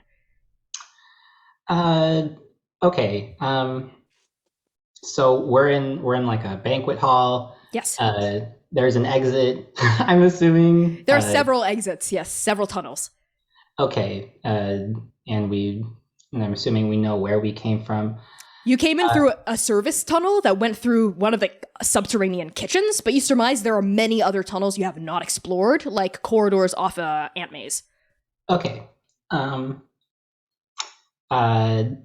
just going to like shoot a look to Akoja and say, don't even entertain. And there's like a physical difficulty when they try to like be very, very clear to you. It's not even magic that's supposed to be possible. I could prove it to you some other time. I'm going to cast haste on Shenyul, which doesn't require anything. So you get that +2 AC and movement speed and dex save advantage, all that. And for fun, I'm gonna cast Shillelagh as a bonus action. It's going to essentially, you see that I've been using my staff, my very magical staff, to actually walk as a mobility aid. It turns into essentially another staff with rods. It turns into a rollator with wheels. This is just so I can like scoot out. I'm going to be using my movement to like get as far out the door and out of Adam's line of sight as possible. Okay. Totally. You begin to retreat. Is that the end of your turn? Yes. Okay. At the end of your turn, both, let's see, Akoja and Idris, what are your armor classes? 17. 14. 17 and 14. Okay. It's Adam's turn now, baby. He's gonna do several things. Oh! Those were 2 natural 18s. The first thing that's gonna happen is as the smoldering cinders die down of this pile of contracts that remain on the table, he takes a few steps back away from Nadia, opens up his hands and flings his arms forward, and the two of you feel pain.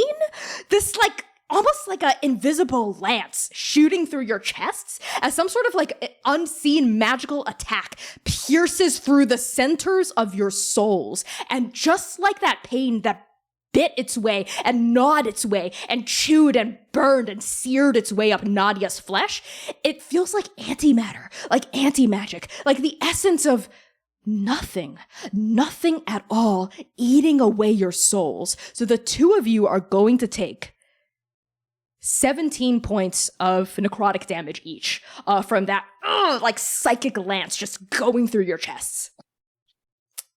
Walk it off, y'all are fine. The next thing... Not fun. I'm on 1 HP.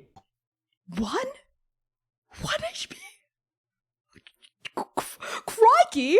Okay, noted. The next thing that's gonna happen is I need all of you to make a whiz save. Come on, man. 17. Okay? 25. Okay, wow, nice. Oh, I just muted myself. Honestly, I rolled using D&D Beyond, and it hates me because on the dice it was like a natural 20, and on the thing it's like, oh no, it's an 8. And I'm like, what the fuck? What actually just happened? That No, an 8? Okay. Yeah, it's a 10 in A total. 10. So It's good. all good. Go ahead, I- Nadia. I have advantage on wisdom saves, and my highest roll is a 9. Let's say we can keep the help action from earlier, and you can have triple advantage on that if you want. Oh, that's a nat 20. I would love that. Thank you. Okay. With a nat 20, I think the only person that would have failed that would be Akoja. I'll let you seize a narrative boon if you want, and if you describe to me how you help Akoja steal their mind against this next attack. I'll basically let Akoja have advantage on their save. So, okay. Is this me or is this anyone? That's you. Okay, Yeah, perfect. yeah, go ahead. Yeah, so I look over at her and again, at them, I'm sorry. And again, I say, this isn't what you want to deal with. And this time I think there's that sort of like paladin force of like belief and like just emotion behind it in a way that maybe sort of sparks something in them and helps them like remember that like, no, I am my own person and I'm going to try and fight this off. Akoja, you hear Nadia say that to you, and something about it resonates with the heart that may or may not be there in your chest, right? So why don't you roll again and take the higher number?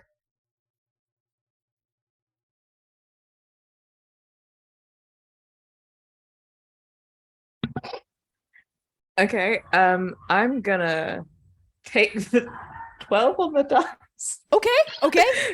No, but I also am gonna use fortune from the many, and I'm gonna add a +4 to that from everybody else, I guess. I love that. How does that look? So it's essentially kind of feeling that that resonate with me, and like going through Akoja's head is very much like I don't really want to be here. This is always my job, and actually I just want to get out. And maybe there's a way that I can still do this, or perhaps I can throw in something that will distract the Kusin Guild and give us enough time. So yeah, and it's gonna kind of take Sakura from the people that are my allies at this point. I really like that. Yeah. So is that a 12 total? No, it is a 16 total. It's not very good. No, wait, that do was I add sufficient. anything? Wait, sorry, what was the Wisdom. It was a 12 on the dice. Yeah, so it's an 18 total. That all of you save. That's really good. That means none of you take damage, but all 4 of you have to answer this really hard question, as exploding out of Adam is what I can only describe as a wave of concentrated despair. Boom, boom, boom, boom. It hits you like a tidal wave, threatening to drag you under, a overwhelming sense of negative emotion. And I need all 3 of you to tell me what deep, wounded part of you in that moment longs for the promises of the Chrysalis. Let's start with Chunyo.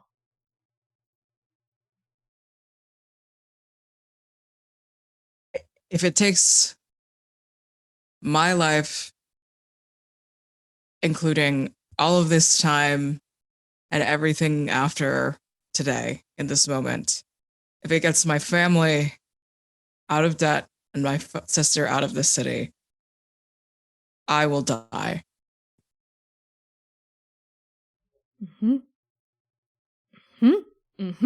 Let's go to Idris next. So Idris now not reminiscing, getting hit with a familiar feeling of like being a newborn baby delivered to a hospital with its lights out, something along those lines. And then also being on 1 HP, I think has having them feeling more emotionally delicate to balance out how physically delicate they are right now, and probably withering away. And they know what they are. They know, and I'm sure like just being in here, they've pieced together more about like the meaning of a soul sack and like the analogous soul that they have, and they're like, I don't want to feel like this again. I know that people cared for me, and people these days don't seem to each other. So, yeah. And what about you, Nadia? I think there's the feeling that I was sworn to protect my princess, to protect Maya, and running away, bringing her out into this chaos, and then letting her leave. That broke that vow.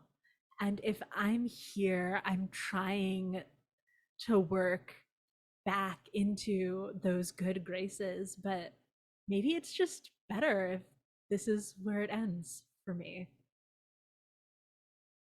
Ooh. And finally, let's go to Akoja.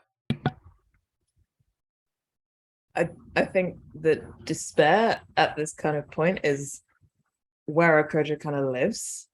Very much feeling very torn between all of this situation, because of course on the one hand the love of their life is, that's it, either way, whatever they do, that's going to be broken somehow. And like they're kind of thinking of the past that they had that was all kind of scrapping and running around and like experiencing like that kind of hope from bloodthirst, but then realizing how bitter and how much of a lie it was when everywhere they turn, like if someone failed in their task, then they had to be ended. And it was kind of that kind of like constantly like blood on their hands the whole time, when all they really wanted is just maybe to write and not be this person and want to be the person that their love knows them to be or thinks them to be, the person that they presented themselves as. So that's where they live. That's where they belong. I love that. Love that answer, Akoja. And I love that from each of you. And as this despair like threatens to hold you and drag you and root you to the spot, I think wrenching the four of your minds out of that space is Kostas' voice, as Kostas haws themselves up to a stand and they have grabbed onto two steak knives and they're dual wielding them. They're like twirling them in each hand and holding them deftly, and they're saying with like a bellowing roar, "Assholes, the four of you, that feeling you're feeling right now, I've been there, okay? But it's a lie. It's a fucking lie. That feeling is temporary. Bad things are temporary, sure. Good things are temporary, sure. But the thing that lasts, the things that are real, they're up there. Not in this pit down here, you hear me? They're up fucking there. So come on. If not for me, I mean, fuck me, right? If not even for yourselves, for the people that are waiting for you out there. For the people that might be waiting for you one day out there, okay? Come on, let's get the hell out of here. And as Kostas turns and starts to book it for one of the tunnels, do you all follow? Yes. In addition, I'm going to turn to Chanel, who I have hasted, and I ask, how many people could you carry? And I start like riding sort of on my rollator. I'm assuming uphill, so it's not very, it's not like faster than any one of these people, but I know that Chanel is now the fastest. So I've sort of given him this decision to possibly have us go out by the skin of our teeth. Also, I'm very easy to carry. You're gonna have to ask that to Nadia. You still have a use here, Daniel. We can still go. I'm not leaving without a head today. Mine are Adam's.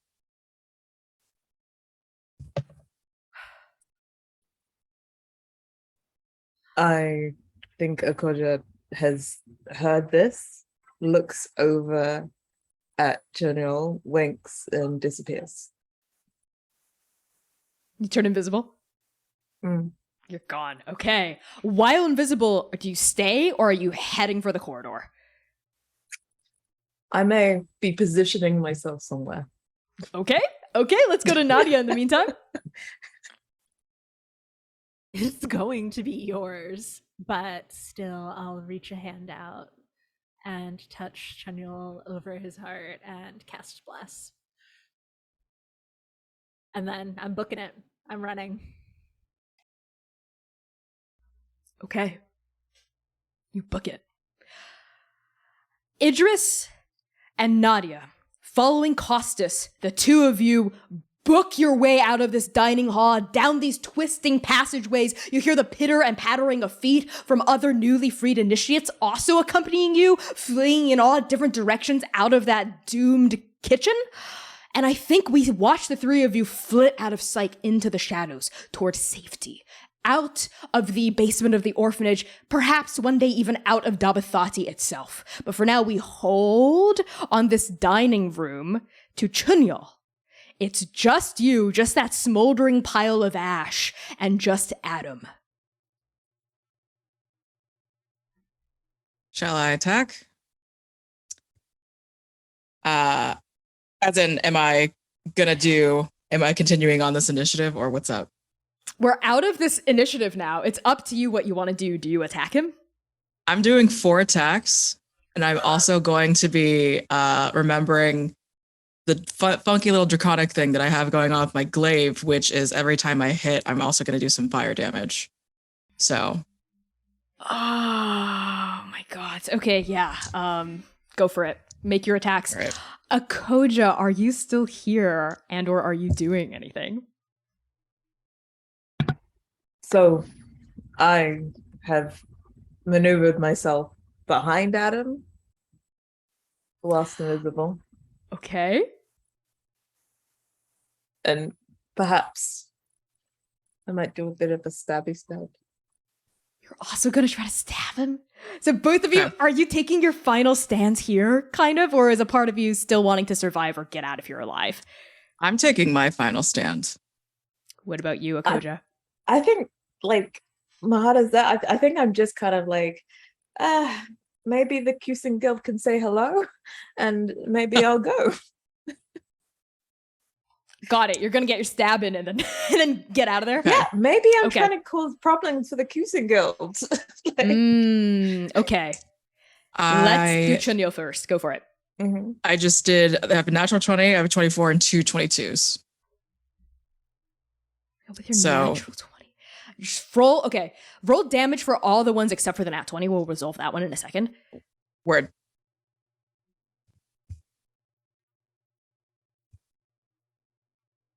Usually the 22 would not hit, or anything sub 25 wouldn't, but because of your nat 20, I'll let those hit without too much consequence. Okay, word. Oh my god. The math. All right.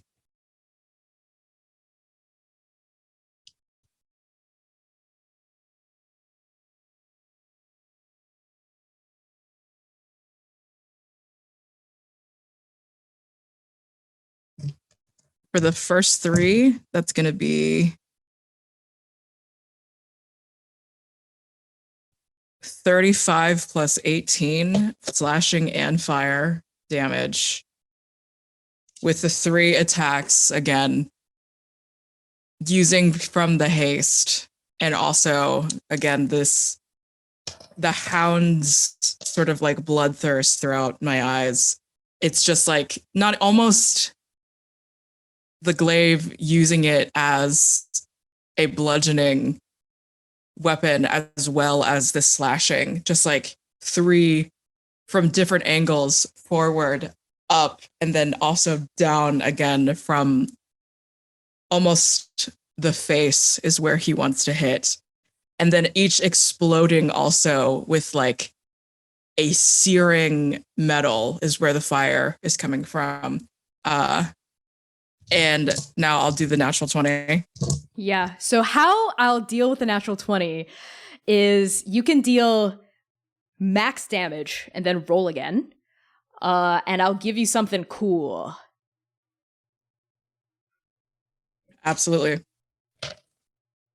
So max is going to be 16, and then rolling again is another 10. So that's 26 slashing and fire. I don't know if you need me to separate either. It doesn't, yeah, he doesn't have specific resistances. So you don't have So to that's separate. 26. And then because of my natural 20, that's an extra 5 fire damage. So that's 31 points of damage. That was 35 plus 18 plus this, whatever I just said.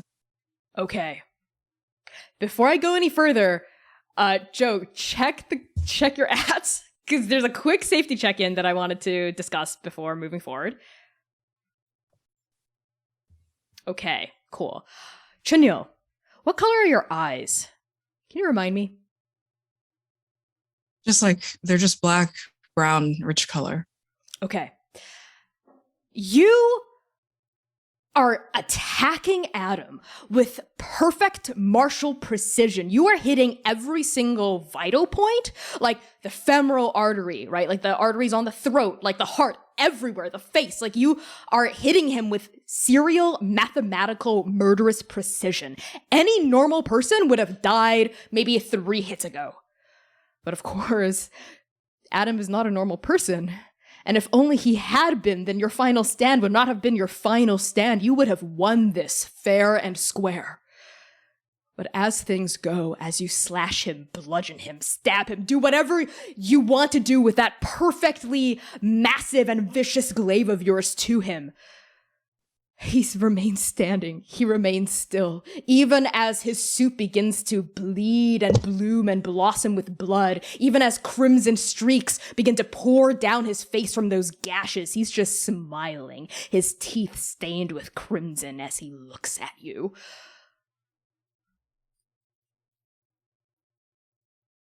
And Chunyo, as I think you're like stabbing down with another slash of your glaive, he reaches up and grabs it. He like grabs the steel of the blade and it cuts into his hand and blood dribbles down his wrist, down his elbow, and his arm is quivering almost with like the pressure of having to hold you up. And as you're like pressing it down, like gritting your teeth with this like, you know, like hard, like a killer's expression, he says, "Oh, Chunyo, was it?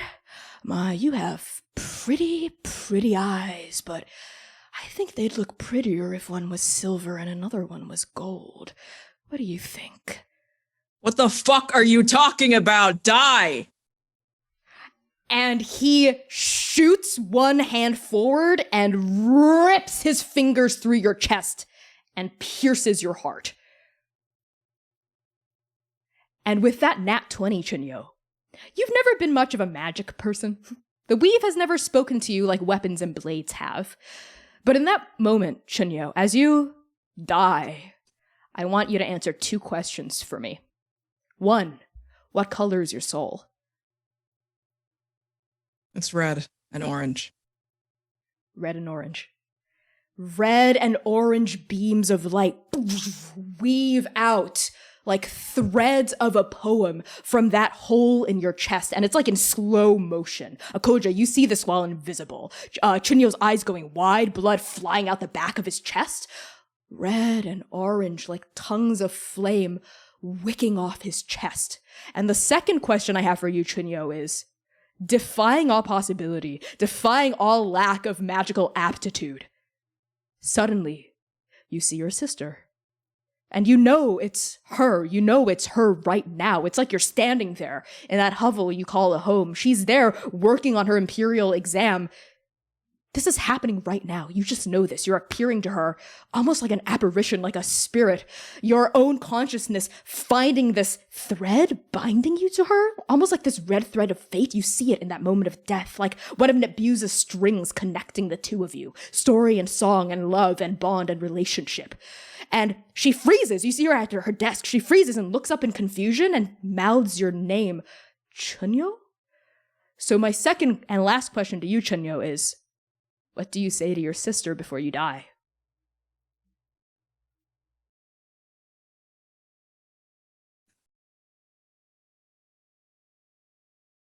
I love you.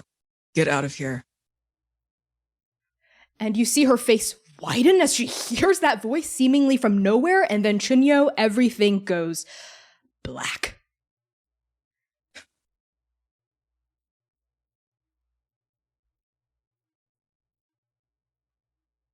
And Akoja, what do you do?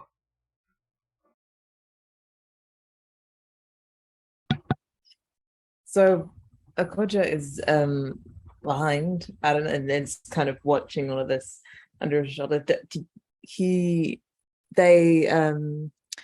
They are pretty much of the mind that obviously there's no way that they can kill this person. They seem kind of weirdly deific almost, and so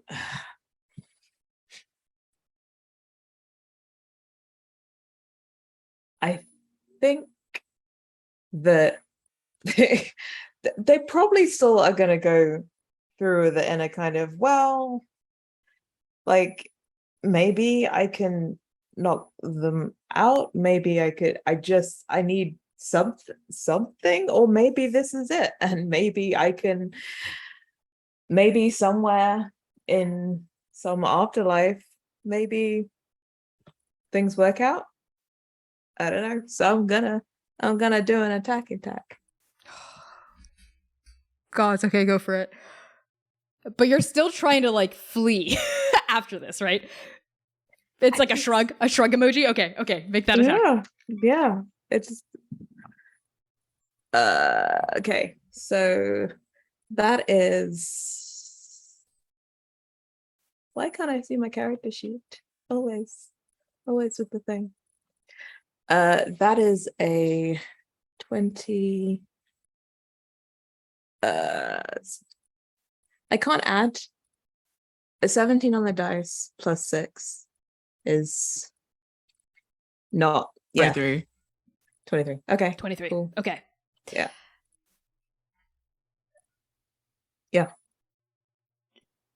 Are you nodding at what I mentioned to you at? Yeah. Because I'm going, okay. Yeah. Okay. I think this is okay. I think this is what happens, because a 23 would not hit, but I will let you roll damage if Adam gets to if Adam gets to do something to you too, which will be very, very, very bad if he gets to do it. So I'm gonna give you a choice right here, right now, Akoja. As the invisibility sloughs off of you and you start to plunge that blade forward, there's like almost like time slows down as you see the path that's laid out before you. If you stab him, this is where your story ends. But if you choose not to and run, your life might continue. What do you do? What's next to him? What's next to him? Yeah. The table with food on it? Burned contracts? Maybe I think I'm literally gonna, like, I think in that moment, Akoji kind of just stabs their sword into the table and says, the Kusin Guild says hello. And maybe we can all talk a different day. And then we'll try and run, maybe? Okay. Okay. Adam lets you go. Boom. Like that blade stabs into the table. You say your message, and you begin to flee. And Adam turns, right? His hand is still through Chunyo's chest, but Chunyo isn't moving anymore, even though he's still on his feet, right? And blood is sloughing like down the front of his armor. And Adam just sort of, a smile curves up one side of his face wickedly, while the other side of his face still stays plain and still. And he says, "Perhaps we will talk one day, Kusing. Perhaps we shall. Carry this memory to them. Carry this message. The Chrysalis is stronger than Aurochs and Kusing put together. And if they try to interfere with our business, this is what becomes of them." And he raises Chunyo's body slightly off the ground, and almost like slides forward on his elbow, like slick with his own blood, as you disappear up a corridor. And the last thing you hear, Akoja, before you leave, oddly enough, is the fluttering of wings. And Adam saying to someone, even though there was no one else in the room or something, "Time for you to do what you do best. Make this body perfect." And on that, things go black. And when things rise up again, I think we have time for a real quick vignette, real quick epilogue for each of our PCs. Let's start with Nadia. So, Chunyol and I had met before, and we'd shared, late nights at shitty bars, in shitty apartments, maybe. And we didn't really talk, but I think that it did come up. Like, the whole reason he was doing this, the person that he was doing it for. And I clearly can't take this place back on my own, and every monarchy needs a court. So I would like to attempt to collect Chunyol's sister. I think this final scene that we find you in is at the threshold of this kind of run-down townhouse in Dabathati. Honestly, it's more of a hovel than anything, limned by gray, sunless light streaming in from the street behind you. And despite it being kind of cluttered and a little dirty, it's kept very clean comparatively and very neat, right? Chunyo's sister is definitely not a slob. And she's sort of standing there looking at you, like her eyebrows knitted together, and she's shaking her head going, I don't understand. Chunyo, where did you say he was again? He wanted to help you. He was working with the Aurochs Guild, attempting to take down the Chrysalis, and I was with him, but in the end, he wasn't able to make it out. The voice.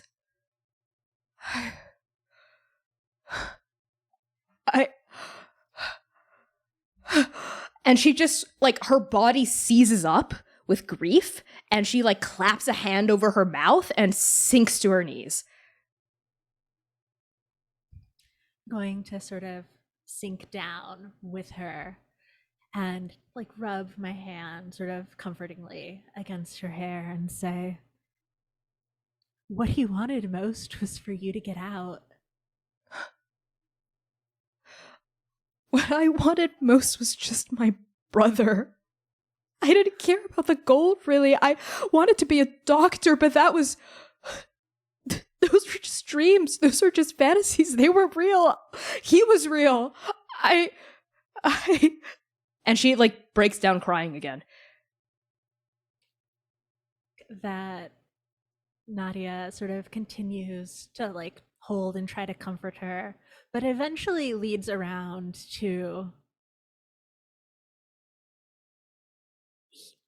I hate to think that he would have given his life in vain for you to stay here and just doing nothing. Don't you think that it's worth it to pursue that dream you had? But I'm useless out there. All I know are herbs and medicines and the Cataclysm, and I don't have my brother around to protect me anymore, and all of those things are wonderfully useful bits of knowledge, and I could certainly benefit from having someone around, and at the moment, I'm looking for someone to protect.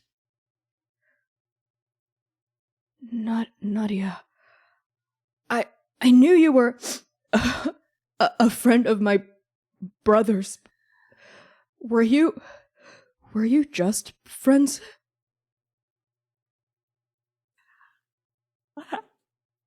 This doesn't seem like the time to get into that, ma'am. No, so Nadia says, it's hard to define, but we certainly shared a connection. You loved him too, didn't you?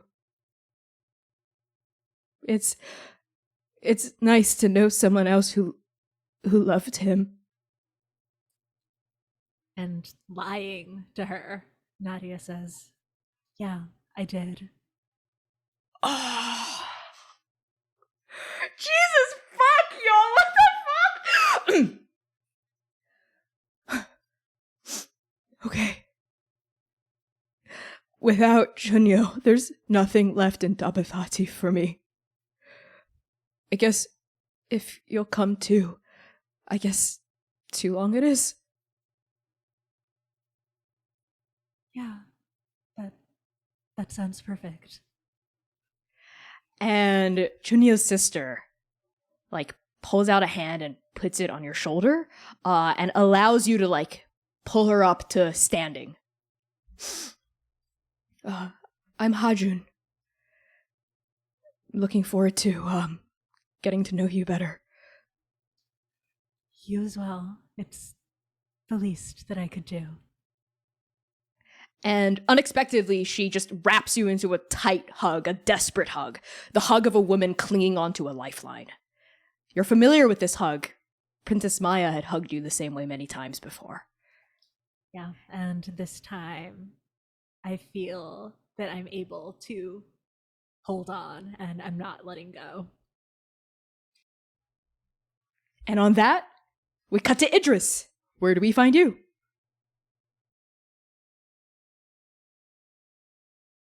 So, to just do a little exposition, this is like one of their core memories now. They're like a very new wooden person, almost getting like their soul sucked out within an inch of their life. Still knowing that the Chrysalis is here and now like getting its tendrils in, they don't really ever want to have to fight again. Not that they actually did inflict any violence, I think. Adam doesn't count with haste. They're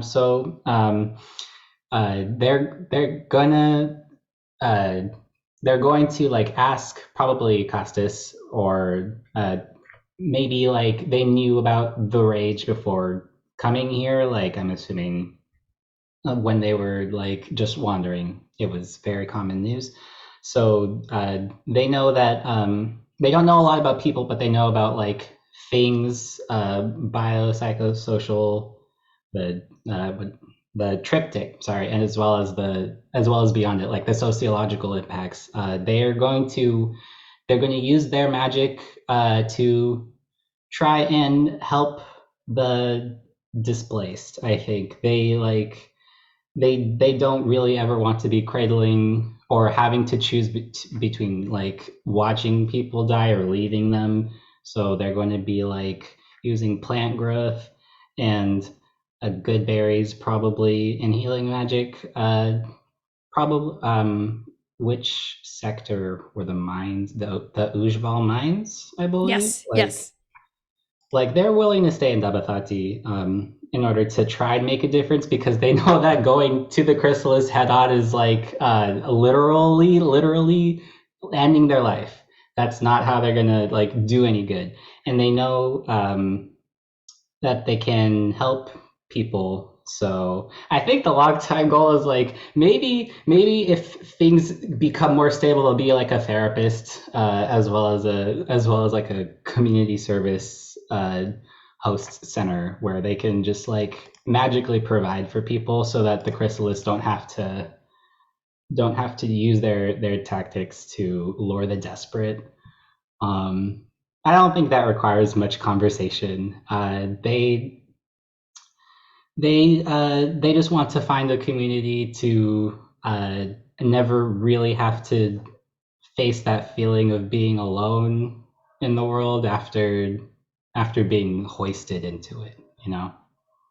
And I think you do find that community amongst the miners of Ujval. You helping them out with your little magics here and there. You fall into the company of a group of folks, including Mama Fish, an orca-like Triton person who works in the mines, along with this very bad, loudmouth preteen called Ibia, and you end up lending your talents to assist the miners of Ujval, helping them after a hard, long night of work, healing up their scrapes and bruises, clearing the dust from their lungs.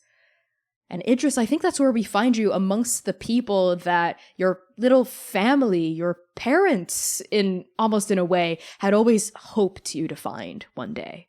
I think wearing their magic in your heart. I think that's beautiful. I also think me and Ibia will get along really well, but in a slightly bullying way. I think that's very lovely. Definitely. And I think we cut now to a Koja. Yeah. I think that we don't actually see a Koja, or at least not right now.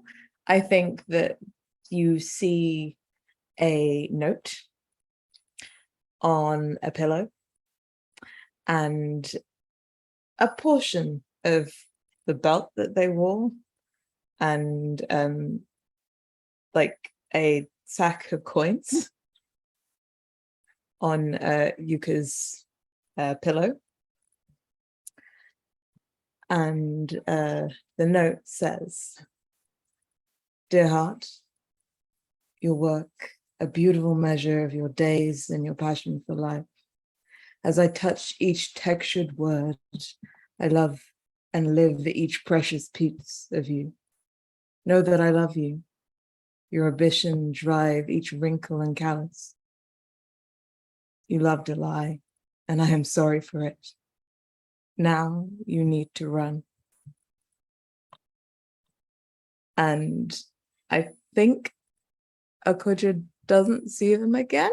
Well, as in they don't see Akoja again, but maybe they are trying to like hopefully is going to try and help them from afar get out of Nabal. the capital of Nabal. Rosso, yeah. So I think we see Yuka approach the pillow, and what beautiful aspect of Yuka draws. Oh, hold on. Let me backtrack. I think we see Yuka approach the pillow, and their eyes are wide and startled. Trembling fingers pick up this note and they read it. They shake their head and fold it up. And I think we see like tears beating in their eyes as suddenly they like jerk their head up and they hear voices coming down the hall in their shared apartment complex. And they glance back down at the note. They grab the rest of the belongings on the pillow and like throw a bunch of possessions into a bag and like abscond out a window, right? Just in time as like the door bursts open and we see like Kusing agents sort of like swaggering along the threshold, like looking mean, looking around, trying to find them. But that window's open and like the chiffon curtains are billowing in the night breeze as Yuka disappears, just like their beloved had. And Akojo, what's that last image we get of you? I think I've Okoja has kind of followed them hidden to almost most of the way out of Rosso, and then kind of sighs, turns and leaves Rosso, but in the other direction, and is kind of just letting them go. And yeah. I'm screaming. Because it's not fair. I love that. Yeah, no, as we see Yuka run and run and run down toward the docks of Bacchanalia Beach, and you turn and go the other way of Rosso, like two ships passing each other in the night. We see those Kusin Guild agents running as well, almost like they're about to catch up. And then from an alleyway, we hear a voice go, "Stop." And the Kusing agents pause and turn to look at Kane, who slinks out of the shadows, like flipping that dagger between their fingers with the barest smirk on their face. "That's enough. We can let them go. I wasn't actually ever going to put bullets through their hands, how gauche, but this ended the best way it really could have ended, don't you think? Huh. True love. Ugh. Don't make me laugh. As if Akoja could ever have something I never could, and now they never will." And Kane sheaths their dagger and disappears back into the shadows. And Akoja, you vanish into the night. Finally, Chunyil. Or should I say, Mr. Solar Kim. You are lying on your back on a really hard steel gurney. It's for your, weekly checkup that the URL insists you have. It's this brain problem you've had ever since you were a little kid growing up in Jukai. Sometimes you'll have flashes of memories that don't quite belong, that aren't right. A girl's face you half remember, the smell of burning paper, a man's bloody teeth as he smiles at you. These memories don't match. And so the kind researchers at the URL, whom you work for as a bodyguard, of course, given your excellent, prodigious, some might say, martial skill with a blade, they've taken it upon themselves to put you through scans every week to remove those pesky, intrusive thoughts from your brain every now and then. Mr. Kim, as I think a very similar machine to a CT scan, sort of beeps over you, you hear your boss's voice come over the intercom, Dr. Ting, go, "So, Solar, how's your head feeling this time around?" I guess still fucked, but I guess as long as I'm being taken care of, it's not something I have to worry about in the future. Yeah, of course, we'll take care of you. Listen, we want you in, top, slipshap, that's not the right word, hold on. Listen, we want you in peak form for our expedition out to the court. No problem. All right, everything looks clear. Pull him back in. And there's a beep, beep, beep as the gurney like mechanically slides back out from the machine. And as it does, we see someone who looks exactly like Shunyo, kind of, but something about the face is wrong, something about the hair is wrong, the jaw, the set of the shoulders, and the eyes. The eyes are the most wrong. One silver and the other's gold.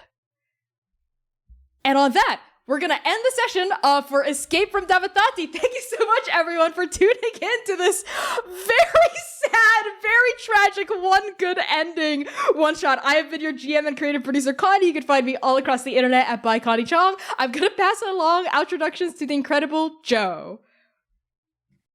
Hello, everyone. I have no idea what I just agreed to, but it is truth. It is law. I've been Josephine at Scary Dog Friend over at Going Crit RPG, Girls Run These Worlds, so many places. Just go ahead and follow me on Twitter at Scary Dog Friend. Thanks. Let's go over to Lola. Hey, I am Lola, and this was so fun. But you can find me on Twitter at various other places as at Third Fault Yarns. Yeah. Loving it. Yes, let's go to Alyssa. Hi, I'm Alyssa. You can find me on Twitter at @adisasterqueer, where I post about various projects I'm involved in. Heck yeah. And last but not least, let's go to Nur. Hello, I'm Neda / Nur. I don't have a lot going on besides my socials, Transfather on Twitter and Spearwaddledee on Twitch. I'm trying to become immune to capitalism like my lovely character here. And I had such a blast. Only other thing to plug is support your unionized workplaces whenever you can, because that's a very nice, easy way to give power to the people. And I'll guess pass it back to Connie. Heck yeah. All of our performers have been so amazing tonight. Thank them all for breaking our hearts twice over with grief and love from 1/4 of the ensemble from Idris. So follow everyone on Twitter. These performers have been so amazing. And don't forget, we'll be having a donation goal running for the entirety of Shoot Your One Shot. Currently, it's at $100, at $45. Thank you so much to the folks who donated. We are $65 away from hitting that $100. Let's try to crush that on Thursday for our next Shoot Your One Shot episode at 7:30 p.m. Eastern Time, right here with a brand new group of folks. But this time it's for Abiku Ishtar's backstory, which will also be grief. It will be non-grief with left beef or whatever, guaranteed. So tune in for that. And also tune in this Saturday for a very special Arc 6 bonus scenes of a Dr. Oka little date scene, as well as an Adam Lilith. Adam Lilith scene will also be revealed this Saturday, premiering on our YouTube page at 8 p.m. US Eastern Time. So sub to us on YouTube if you haven't already. We love you all so much. We're going to be rating Persephoroth right now. We love Sephi. Throw her some love. Use the raid message in chat. Thank you for tuning in. Have a wonderful night, and Spijo, Bijo.